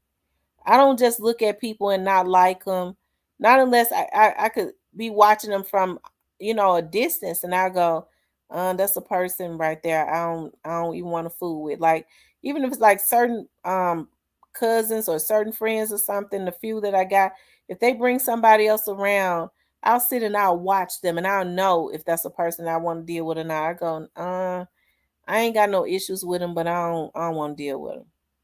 I already they too ignorant for me. That's not something I want in my presence. So I already know that I don't want to be around that person.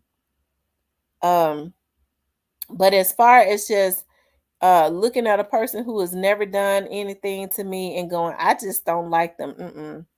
Because I'm not a jealous hearted person. I might be a lot of things, but I'm not jealous hearted. So I guess my thing is I don't mind giving people a chance if they prove that they are worthy of having a chance. But I think, the issue, I'm gonna tell you the issues that people have had with me. I get on I especially for like the last 10 years. I get on my TV show and I talk shit. I talk all kinds of shit.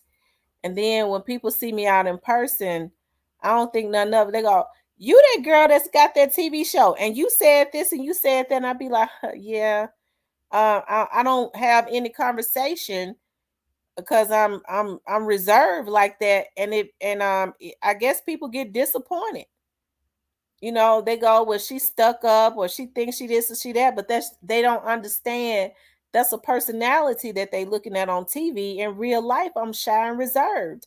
People have this idea of I don't know of how they want you to be or something, you know.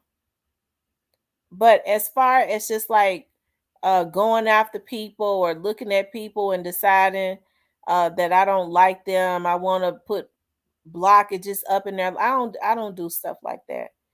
To me, that takes a lot of energy, and I think that's one of the reasons why I get real angry when people mess with me, when they come after me, when they lie on me, and when they mess with me. And what it does is it makes something rise in me that I ain't never satisfied until I get my lick back. Now, me and my mother been talking about that. She said she told me you're a little bit too vindictive. You're gonna have to learn to let stuff go. But even like when I talk about this on here, these people mess with me, and I'm not gonna be satisfied until I get my lick back on some of them. I mean that because I didn't bother them; they bothered me.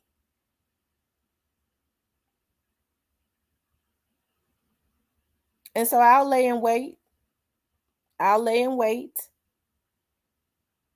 And I'm not wishing death or anything on anybody. You know how folks say, well, it ain't right for you to wish jail. But that's the ultimate goal, to see some of them go to jail. Fuck them. They mess with me.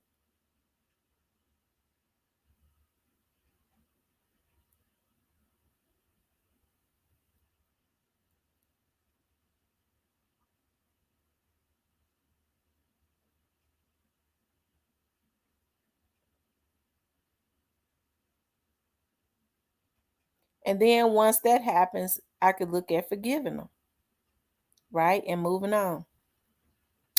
Anyways, you guys, I want you guys to please like, share, and subscribe. Okay. I enjoy being on here with y'all tonight. I'm getting ready to do even though it's 1:30 in the morning. Okay, I'm getting ready to do my spa experience. And when I say spa, I'm getting ready to get into my tub. And y'all, I'm so weird. Oh Lord. I'm gonna tell y'all what I do. I like to buy everything to put into my bath water to have a spa experience.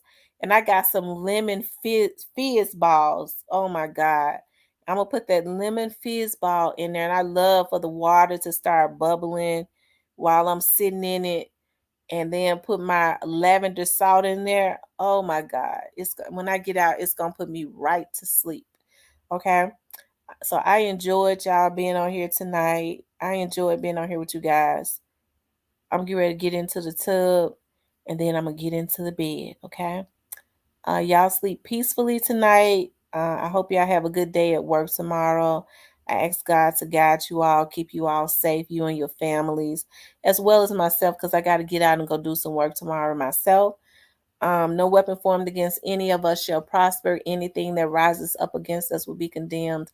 I ask for God to give you all the desires of your heart, but just remember that faith without works is dead. Ask God to give you the mind as well as the energy to do what is necessary to turn your life around, right? Because we could turn our lives around. You just got to have the mindset to do it right. The mindset along with the actions. Right. I tell people all the time, you can get on your knees and pray for something, but if you don't put no actions behind it, all you're going to have is some busted up bloody knees, right? So learn to put actions behind it, move in silence on a lot of things, learn to be strategic, right? Ask God to run you into relationships of people that have the resources to help you, right? Because it ain't what you know, it's who you know.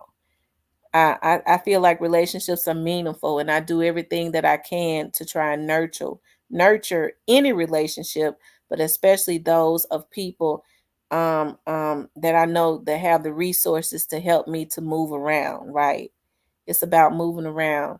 And when you get into the atmosphere of people that's used to things, that's really got some money, they don't mind helping you because they used to stuff, right? They don't have that crabs in a barrel mentality. They be used to stuff.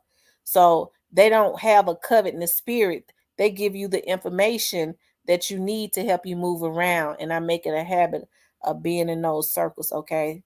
But anyways, you guys, I love you guys. Y'all have a good night.